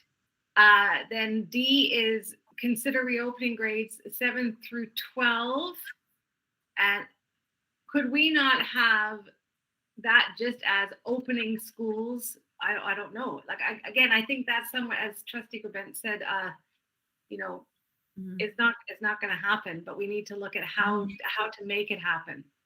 Trustee Oliver. If I can just respond to why I put that specific wording, it was really trying to spark some thought for the ministry to think about, how if they're afraid to open schools for everybody because there is that fear of, the parents are fearful or the students are fearful, the transmission of the disease. Certainly, the high school students are good to go. And in fact, grades 7 and 8 are good to go. And so that's why I was kind of providing a suggestion for how this can be immediate, but somewhat gradual, and addresses the fact that the 7 through 12s are vaccinated. And I believe experts are saying they're good. They're good to go. Okay. So is that something that is to be left? Trustee Provence, I don't know if that's an old hand or a legacy hand or a residual hand or a new hand. It was just to mention that the ISPA is not about mandatory vaccination. It's vaccination or education about vaccination. It prompts people to do something. Okay, so Trustee Rocha, so I'm turning to you on letter E. So it currently reads, consider adding COVID-19 to the list of designated diseases in the Immunization of School Pupils Act. Is there any way that it can be worded in a way that would garner your support? In response to the chair, I have thought long and hard about this one. And I understand that it doesn't mean that someone has to have a vaccine or has to be vaccinated. I understand that if they don't want to be vaccinated, there is an education component. What I've also seen over the last, since we've had a COVID vaccine is no matter how much education there is out there, it isn't working. Either you're going to be vaccinated or you're not. And I honestly, I do not feel comfortable asking the medical officer of Ontario, the chief medical officer, or the Minister of Health to add something to an act that I'm just not comfortable. It's outside my area of expertise, and I don't want to be asking them to do something where I believe they've already replied and indicated that they wouldn't do it. So if the will of the board is to write the letter as is, that's fine, but I can't support it with that one item. Okay, Trustee Collard, is this in response to Trustee Rocha? Yes, it is. So here's where I am at. I understand where you're coming from. If there wasn't already a list of recommended vaccinations, I would be in your corner in a New York minute. But there is a list. And there's a list for a very good reason. And the reason is that the vaccinations for those particular diseases has resulted in saving lives. But the children don't have to have the vaccines in order to attend school. They just have to get the education piece about it if the families choose not to. So because that list already exists, and because I do believe that the vaccine saves lives, and because it doesn't prevent any child from attending a publicly funded school, I support it. And so that's how I feel about it.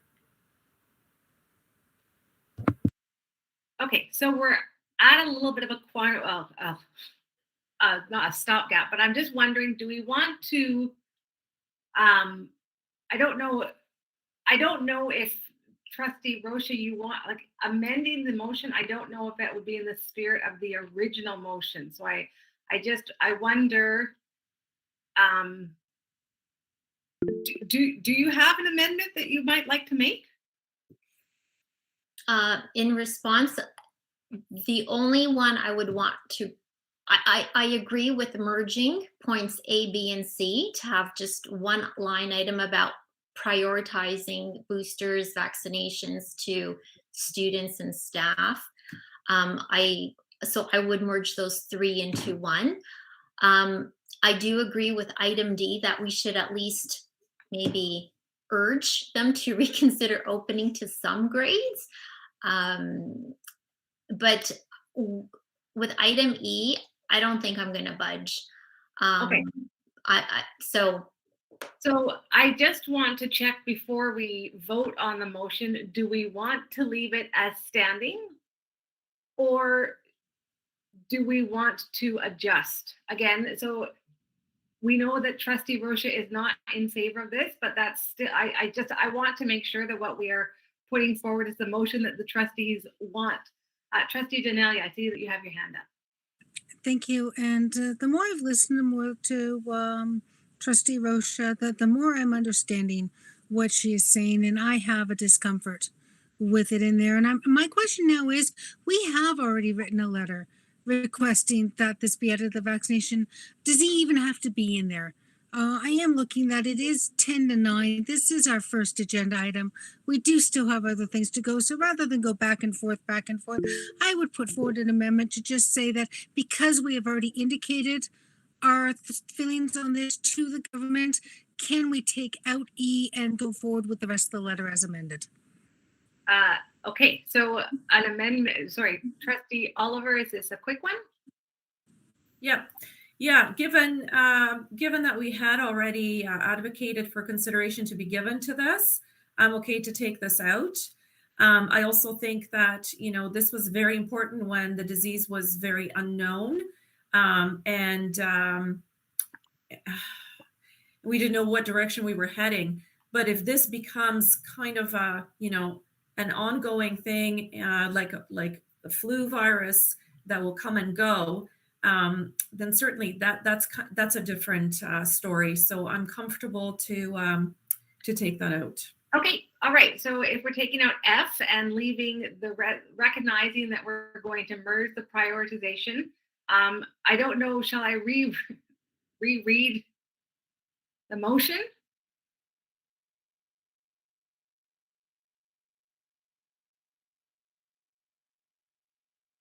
Or are we comfortable with the gist of where we're going in the motion that's been read with the friendly amendments that have been made?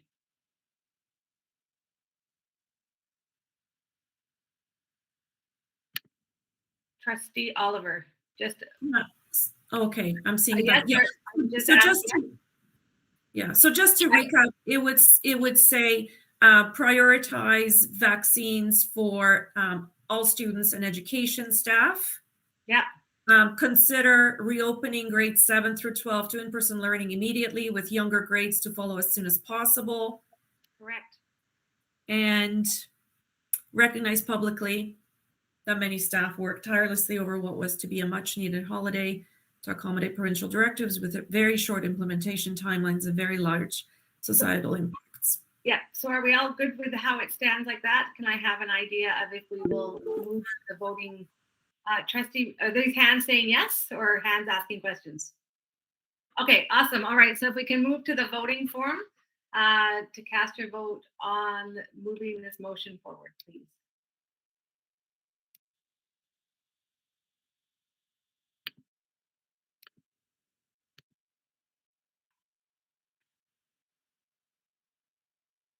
Three more, one more.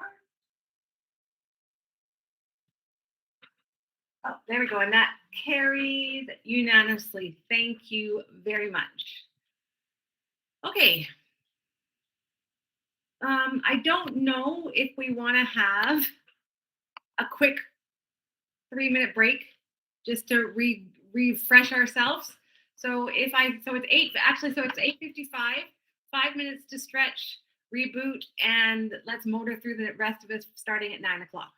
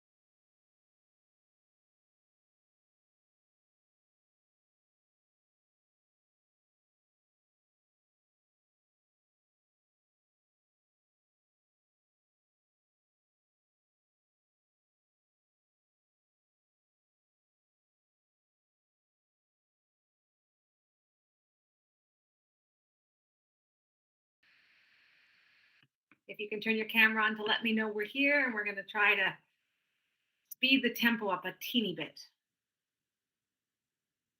Awesome. Thank you, Donna. A lot. Is that Speed it up a lot. We're going to try.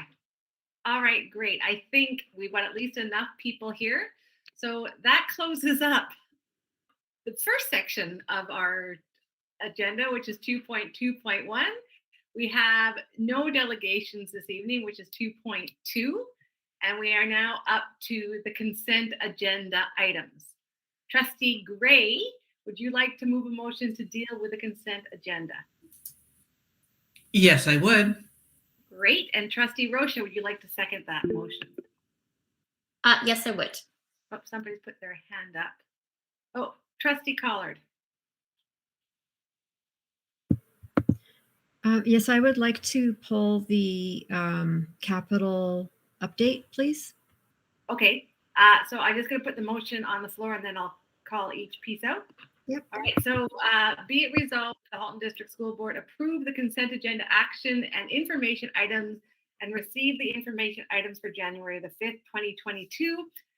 Any items that are to be pulled. So I know Amy has pulled one. I'll go through the minutes, the order paper, the capital update, the quarterly operating and capital report with financials, which I think Amy was wanting to pull, and then the board report schedule. So Trustee Collard, I don't see anybody else pulling anything. Yes, my question through you to the director is regarding the quarterly update report, the Frontenac Public School childcare construction. I had the last update I had was that this was hoping to be completed during the winter break. Now I'm seeing that it's orange, and I don't know if orange means that it was just late getting to that point and now it's done, or if it means that there's still work to be done. And so I'm just looking for clarification on that. Through the chair, is this time to respond? Through the chair, I'm going to ask Executive Officer Godet to respond. Thank you for the question through the chair to Trustee Collard. Yes, this project is still ongoing, unfortunately. We've been asked to do a couple other items that included, I believe, a universal washroom that was not in our original scope of work, and as such is lingering, but we are getting very close, and so that is why it is orange. My apologies.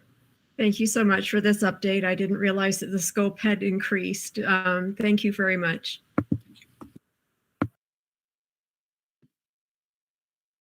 All right, great. Every other item on the consent agenda item is without question. I see no other speakers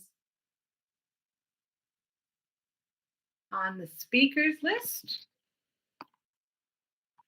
So if you can go to your voting forms and cast your vote on approving the consent agenda items, please.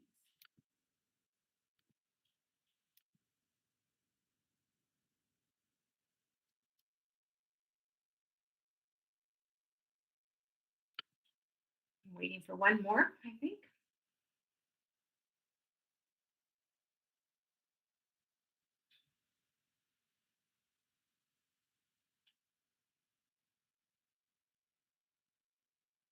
And that carries unanimously. Thank you very much. Okay, we are now up to item 5.0, ratification or action items. 5.1, Vice Chair Al Harrison, do we have any business from private session that requires approval? Yes, we do. Through you, Madam Chair. There are 4 items, and the first one is, be it resolved that the Halton District School Board approve the resolution from the Halton District School Board meeting in private session January 5th, 2022, respecting property matters, report 22001, and I so move. Great. So Trustee Collard. Collard, would you like to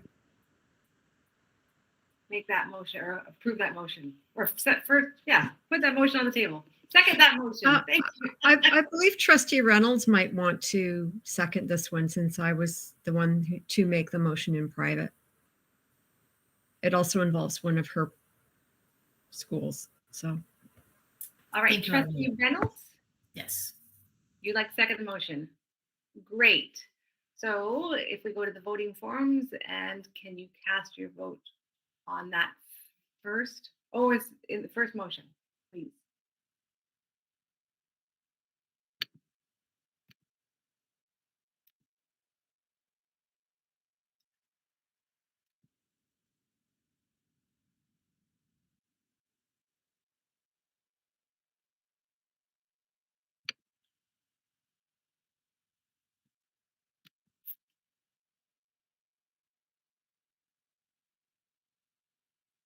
And that carries unanimously. Vice Chair Harrison, the second item you spoke of. Okay, thank you. Through you, Madam Chair. The second motion is as follows. Be it resolved that the Halton District School Board appoint the architectural firm of Snyder Architects to prepare the design and tender documents for the proposed new Northeast Number 1 high school with childcare. Well, And I so move. Trustee Amos, would you I'd like to second that, please. second that? I would like to. Okay.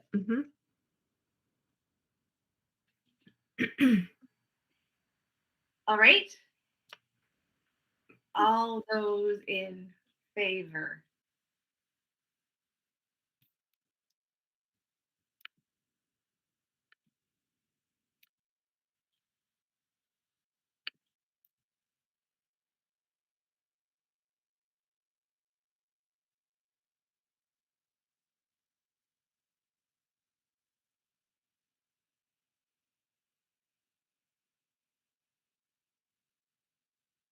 And that carries unanimously. Thank you very much. And Vice Chair Al Harrison, is there one more? Oh, in fact, there are two more. Two more. Which I will try to read correctly. And here we go. This is also read. Be it resolved that the Halton District School Board appoint the architectural firm of Hossack and Associates Architect to prepare the design and tender documents for the proposed new Oakville Number 3 public school with childcare. And I so move. Trustee Rocha, would you like to second that motion? Absolutely. Great. So if we can all go to our voting forms, please, and cast your votes, please.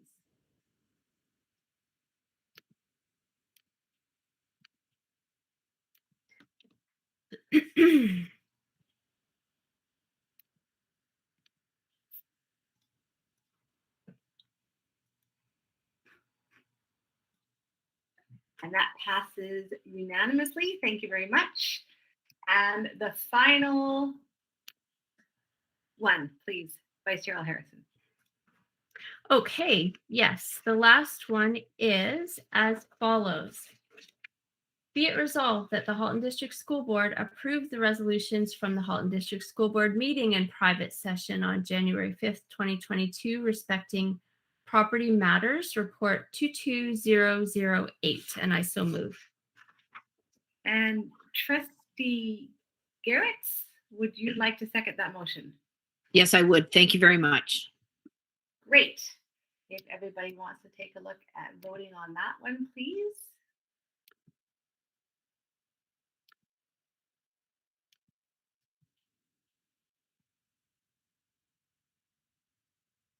I think there's one more.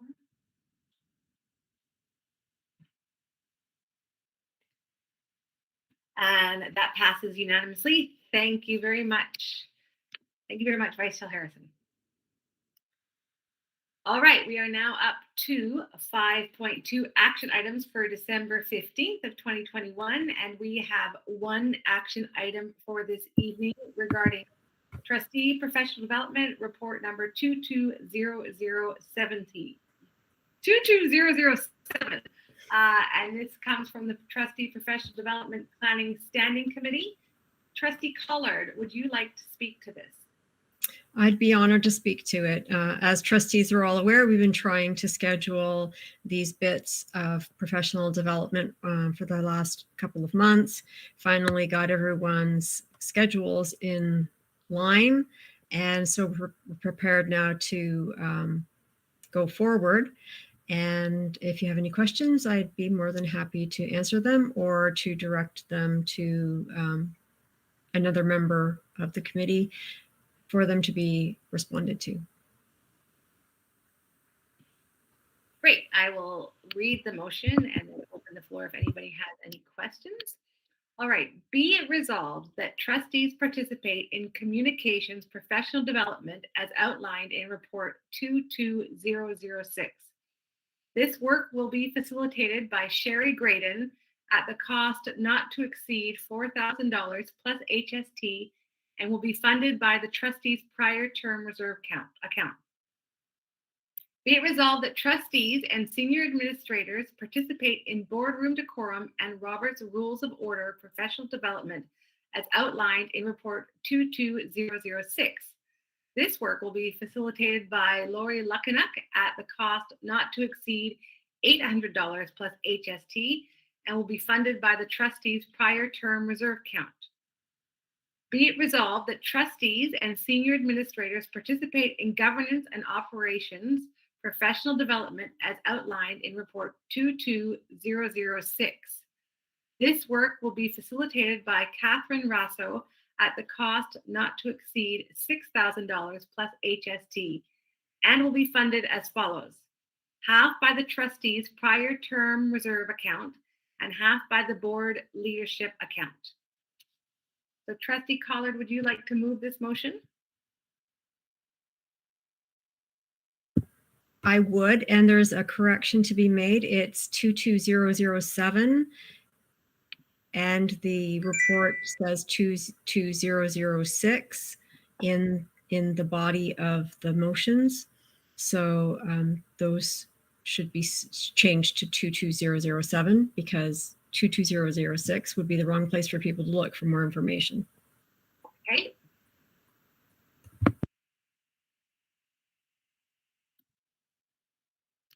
So I'm sure that can be adjusted as the adaptation. And Trustee Daniele, would you like to second that motion? Yes, thank you, I would. All right.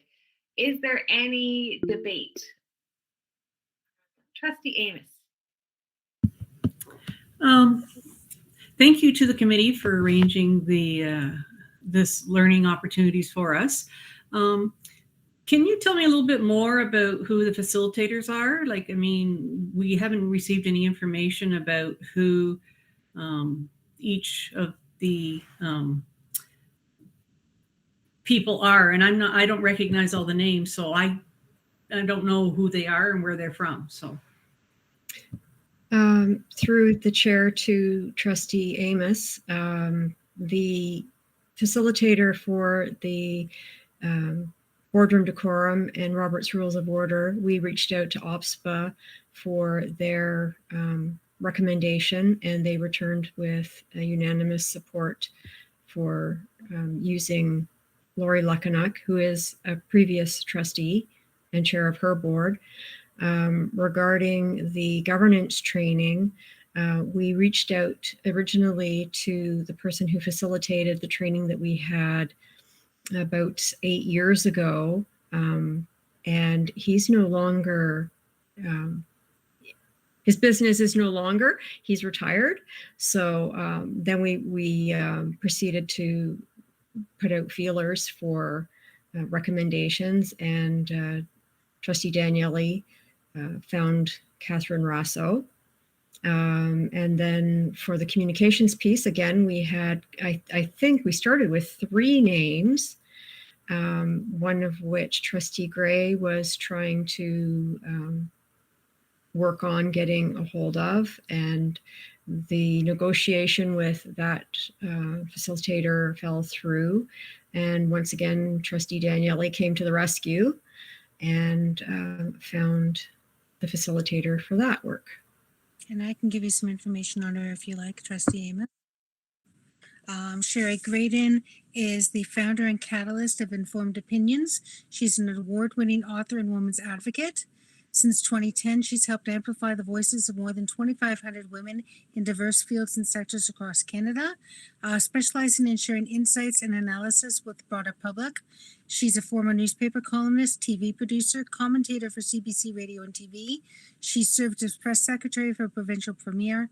She was president of Media Watch and a national women's organization working to improve the portrayal and representation of women in the media. She was somebody that I had the great pleasure of attending a workshop for, and felt was very, very uniquely suited to do communications training with us. Thank you very much.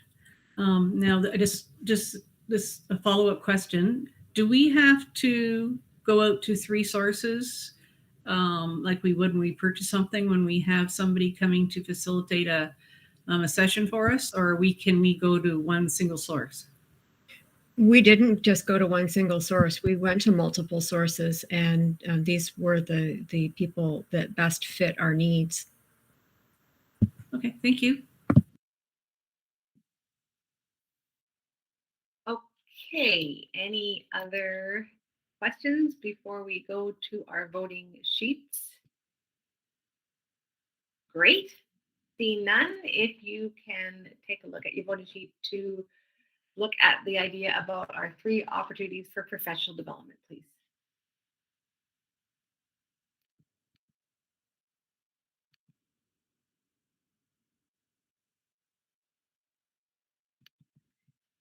And that carries unanimously. Thank you very much. We are now up to communications from the board. And we are at item 6.1, which is the student trustee report. Trustee Vigilankara and Trustee Bao, do you have a report for us this evening? Yes, we do. Great. I will pass it over to both of you. Good evening and Happy New Year, everyone. Since our last meeting, Trustee Vigilankara and I met with our secondary senators and Ms. Patello over the winter break to review our student trustee elections AP. We discussed terminology, campaigning rules, changes made to fit the pandemic circumstances, voting period, and tiebreaker votes. Yesterday, Trustee Vigilankara and I, along with a few of our senators, attended the PPM 166 Anti-Sex Trafficking Protocol consultation to provide student perspectives during the multi-board and community groups discussion. Some things we talked about were how to improve the knowledge of what sex trafficking is, how to protect yourself and your loved ones from it, and how to identify clues of sexual violence. We also discussed how to build relationships between Halton youth and community resources. We also appointed and finalized our Senate executive team for this year. We are very excited to announce our secretary, Sabrina, our treasurer, Amanpreet, our social media managers, Faiza and Ambika, website managers, Ali and Alicia, our graphic design coordinator, Grace, director of operations, Gershia and Julia, professional development coordinators, Yasmin and Vivian, and regional directors, Ashia, Kusha, Ethan, and Jeremiah. We were amazed by the fantastic original graphic design submitted by Grace and felt it was a great opportunity to create a new position which assists both website and social media managers with their content creation. We can't wait to get the new year started working with our amazing exec team. Next week, we'll be meeting with Director Ennis and Associate Director Bogue and our Dr. Frank J. Hayden and Nelson senators to discuss the increase in student walkouts and how we can improve communication to reduce these events. Now I'll pass it on to the birthday girl, Trustee Vigilankara. Thanks, Casey. This week, we also met with Superintendent Etoff and System Principal for Equity, Shalita Walker, to discuss the Student Senate's Indigenous Perspectives and Awareness Committee. We shared our ideas and goals for the committee and discussed next steps. As this is a very important topic, we want to make sure that we take great care in developing a safe and constructive subcommittee for all involved, including any Indigenous members that do join. And we look forward to wrapping up our work on this and getting the subcommittee running very soon. Tomorrow, Trustee Bao and I will be meeting with System Principal Shalita Walker once again to discuss the new HDSB Student Equity Committee that is being created. As trustees may recall, last year at our June board meeting, we passed an inclusive learning environment motion. Within this motion, the last resolution aimed to establish an HDSB Student Equity Committee for the purpose of, quote, engaging students in collaboratively identifying strategies to address concerns and identify actions to dismantle racism and other forms of discrimination in the HDSB. We have been working diligently with the support of System Principal Walker to create recommendations and guidelines for this committee, and students are keen to see this committee created as there is a high level of interest surrounding the topic. Lastly, with the recent announcement that we are moving to online learning for at least the next 2 weeks, we have heard from many concerned students. One major concern secondary students have expressed is their anxiety about formal exams and final summatives.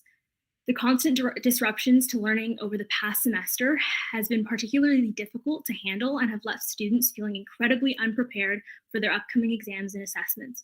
Many students also noted that boards like the York Region District School Board and Hamilton Wentworth District School Board have either left the final 30% at the discretion of teachers or canceled formal exams altogether due to these concerns. I'm optimistic that our board has made similar decisions, and I know earlier the word flexibility was used. I think that really only reasonable given the circumstances, and Trustee Bao and I fully support student voice on this and strongly support formal exams being canceled and replaced with more equitable learning assessments that take into account the tremendous disruptions and stress and pressure that students have been experiencing. Students are keen to find out how their 30% will look, so while we understand you can't give a direct answer just yet, we do hope that these student concerns are addressed. Another key concern we have heard is that students are increasingly worried about their mental health and well-being at this time. They are looking to our board for resources in the classroom, flexibility from their teachers, and support from staff like CYCs and social workers.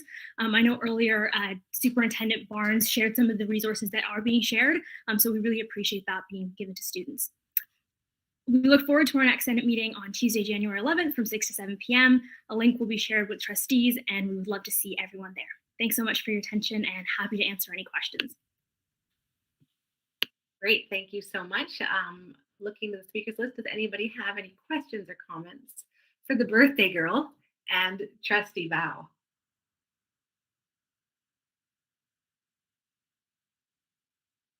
No, thank you so much, both of you, for that great report again. I really appreciate always listening to what the students have to say, and it's always refreshing. So thank you very much. Okay, we are now, so we have no action or information reports for this evening. So that takes us up to the director's report. Director Ennis, you have several items listed on your director's report, starting off with vaccine compliance. So I'll pass the mic over to you and you can delegate who speaks. Thank you so much, Chair Shuttleworth. I'm going to ask Superintendent Taha if you would speak to those first two items, vaccination compliance and masking protocols. Good evening, everyone. Thank you, Director Ennis. Through you, Chair Shuttleworth, with respect to our vaccination numbers, they are, as of today, in terms of our entire district, 10,000 employees strong. Our vaccination percentage is now at 90.2%.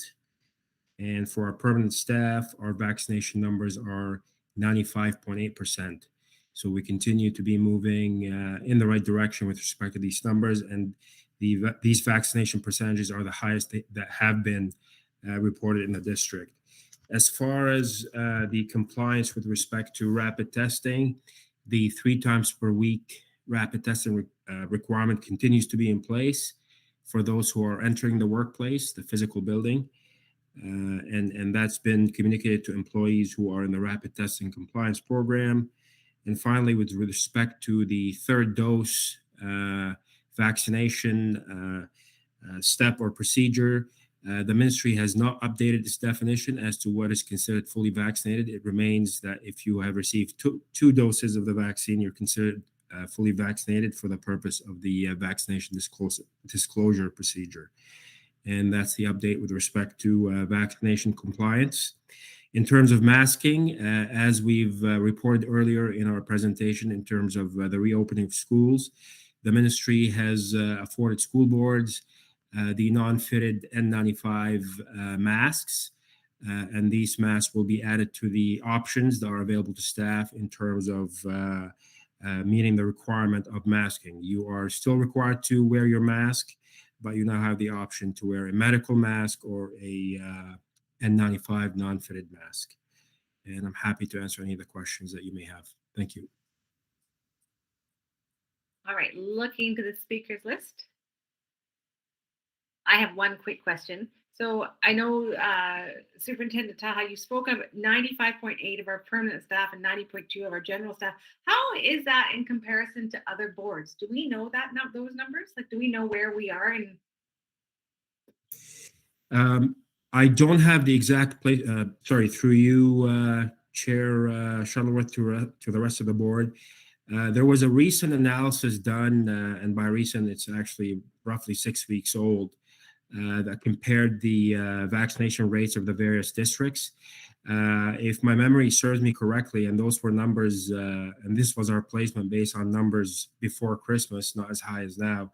I believe out of 72 school boards, we were in the top 15 in terms of vaccination rates, but I'm not exact on that placement. I'm going by memory, and I'm not sure exactly where we land now, but I'm confident that these percentages are quite healthy and quite high. Thank you. Great, thank you very much. I see no more questions, so Director Ennis. Thanks, Chair Shuttleworth. Just for the record, the return to school that's under the director's report is the presentation that was given earlier on this evening. So I will not be doing that, but I wanted to just take this opportunity to thank all the staff of the Halton District School Board, the senior staff who have worked tirelessly through this vacation period to make sure that we're ready for school and to be flexible in pivoting whenever we got announcements from the ministry. And so I'm eternally grateful for their support. They are as committed as staff as you're going to find anywhere. And I know in my conversations with Chair Shuttleworth and Vice Chair L. Harrison, they've always expressed their thankfulness and their gratefulness to the staff of the Halton District School Board. So I wanted to express that publicly. I wanted to express publicly as well my thanks to all of the administrators and staff in all of our schools and all of our staff in our non-school facilities for all of the work that they have done behind the scenes to get our schools ready to receive students, those who are learning in person and those who are working online. I'm just so proud of the staff for all the work that they have done, and I'm just thrilled. I wanted to share with you that a letter I received today from a parent about just how they feel about the Halton District School Board. I don't get these letters often, and so I'm highlighting it for you, and I'm also changing some of the pronouns to protect the individuals. And it says in part, we understand administrators are busy, but not once did they ever make us feel like our child was an inconvenience or taking up too much of their time. Every single time that our child requested to see the admin for help, support, and comfort, they were there. Every single time. The administrators brought support, comfort, humor, and extended support to us as parents as well. Our child also has a teacher who genuinely cares for the kids at our school and shows that care and support and has helped our child throughout the school day. It has been a very challenging time with COVID and mental health for so many. We have experienced this challenge a lot with our child. We have been able to connect them with supports, and they're currently doing better. No words can describe how comforting it is for us as parents to know that our child is supported at school.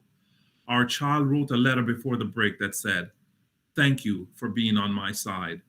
And I think that reflects the general attitude and spirit in all of our schools in the Halton District School Board. And so I just want to thank staff, every single staff at every level, in no matter what part of the organization they serve, for doing an outstanding job and for once again committing to the task at hand. So thank you, thank you, thank you. And that concludes my report. Thank you, Director Ennis. And again, as I said before, I don't think we can say it often enough. I know all of us trustees at the table echo your support and thanks for all the staff that have done such great work, particularly in these more difficult times that we are going through. So thank you very much, Director Ennis. Communication from the chair. There are 3 letters attached to the agenda, all of which were written by, 2 of which were written by SEAC, and then our letter that was written to OFSA. The letters from SEAC were looking at fetal alcohol syndrome and then the designation of COVID COVID as a designated disease. We are now up to 6.7, which is committee reports. Are there any committee reports for this evening?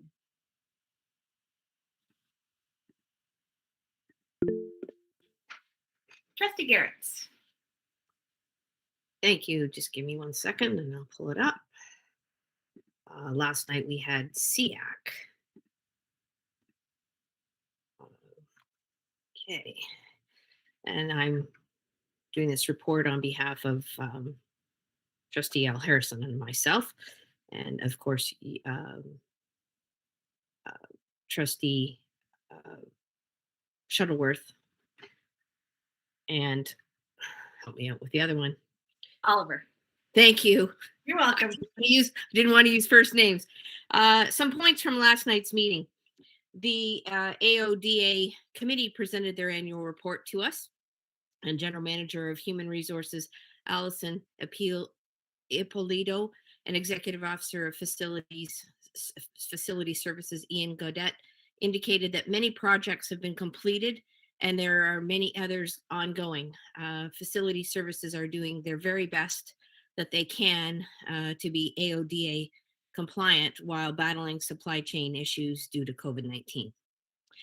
Some members of SEAC, and this was mentioned earlier, asked specific questions about individual students from the parents that have contacted their associations directly. And these questions were handled at a high level at the meeting by Superintendent Ruddock, and then the information was passed on privately and will be handled by the staff in Student Services.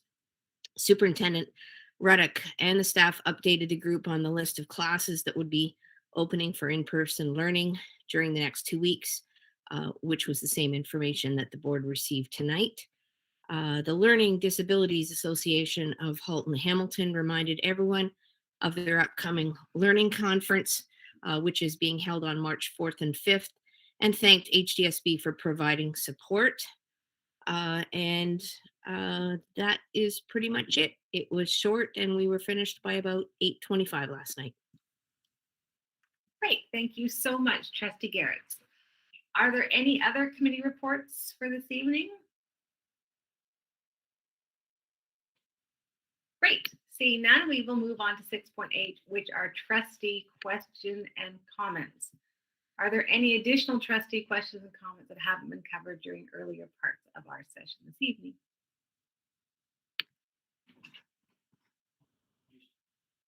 Seeing none, I will now ask Trustee L. Harrison. We have public questions. So to ask a question, the public is able to use the button in the live stream page on the HDSB website, or use the link at the bottom of tonight's agenda. Questions posed during live stream meetings of the Board of Trustees may be answered during the meeting, particularly those related to agenda items, or at the following meeting at the discretion of the chair. For efficiency, multiple questions received that are similar in nature may be grouped together, again at the discretion of the chair and or vice chair.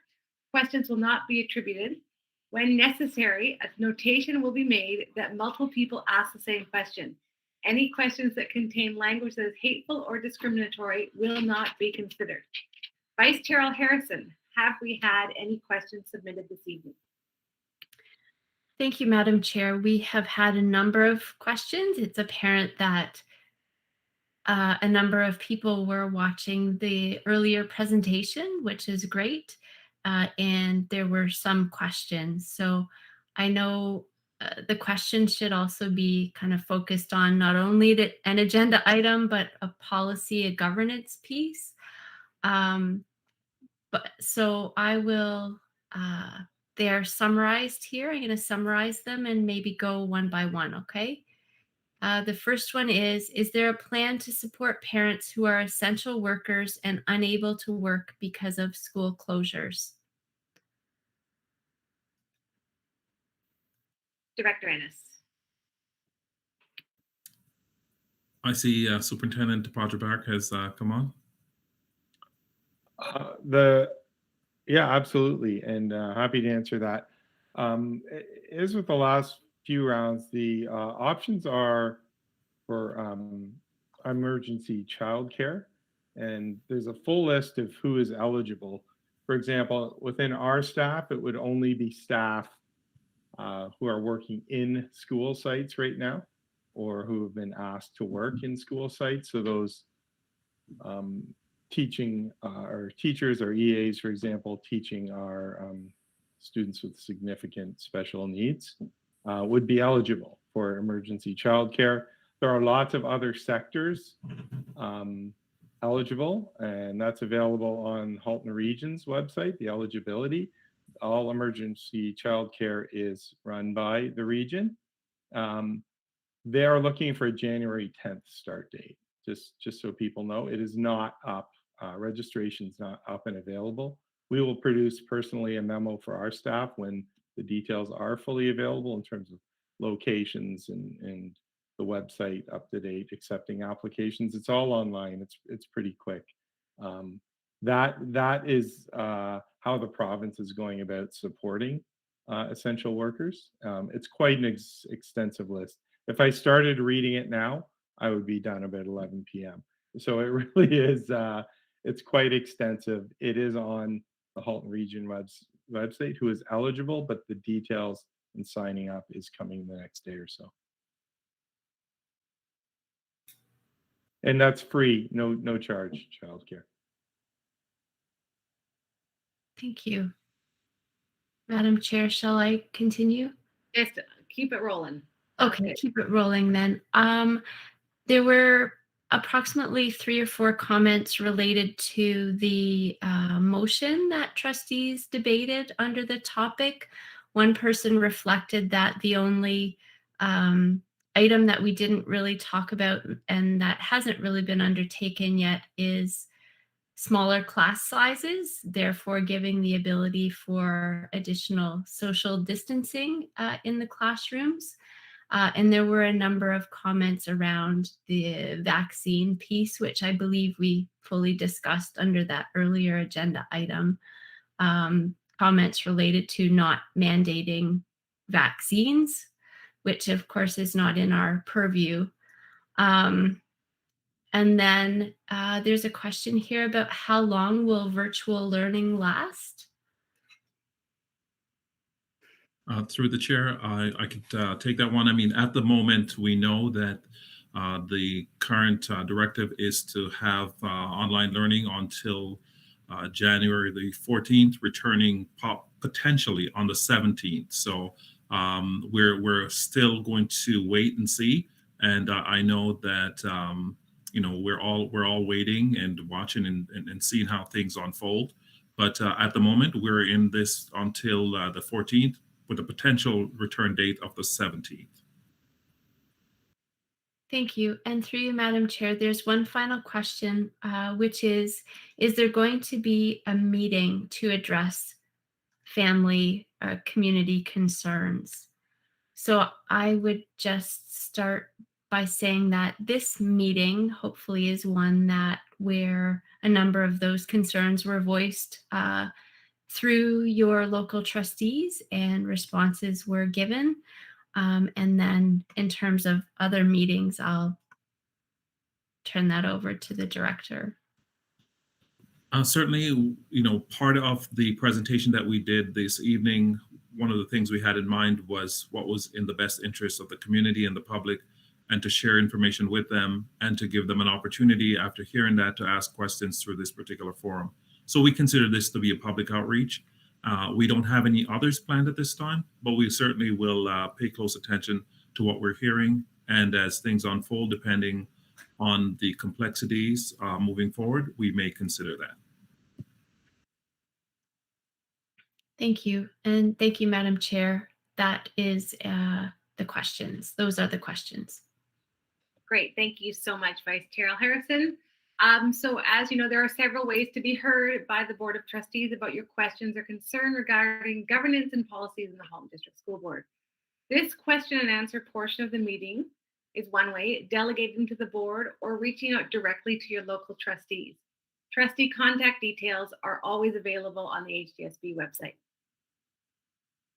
So we're now up to 7.0, which is adjournment. I just again want to take this time as we enter into this new year. I want to take a moment to thank all of our HDSB staff for their tireless work, strength, and determination in getting us to where we are today. I also want to ask everyone to remember that these times are difficult for us all. I know there are so many feelings that come with the return to school, but I want you to remember, and I'm going back to my quotes of kindness again, and this time I'm looking at a quote from Archbishop Desmond Tutu, who left us just after Christmas. And his quote or his thought is, do your little bit of good where you are. It's those little bits of good put together that overwhelm the world. So again, thank you so much for everybody. I'd like a motion. Oh, sorry, no, I'm just going to say we've exhausted the agenda. So I declare this meeting adjourned. Thank you so much, everyone. Great job.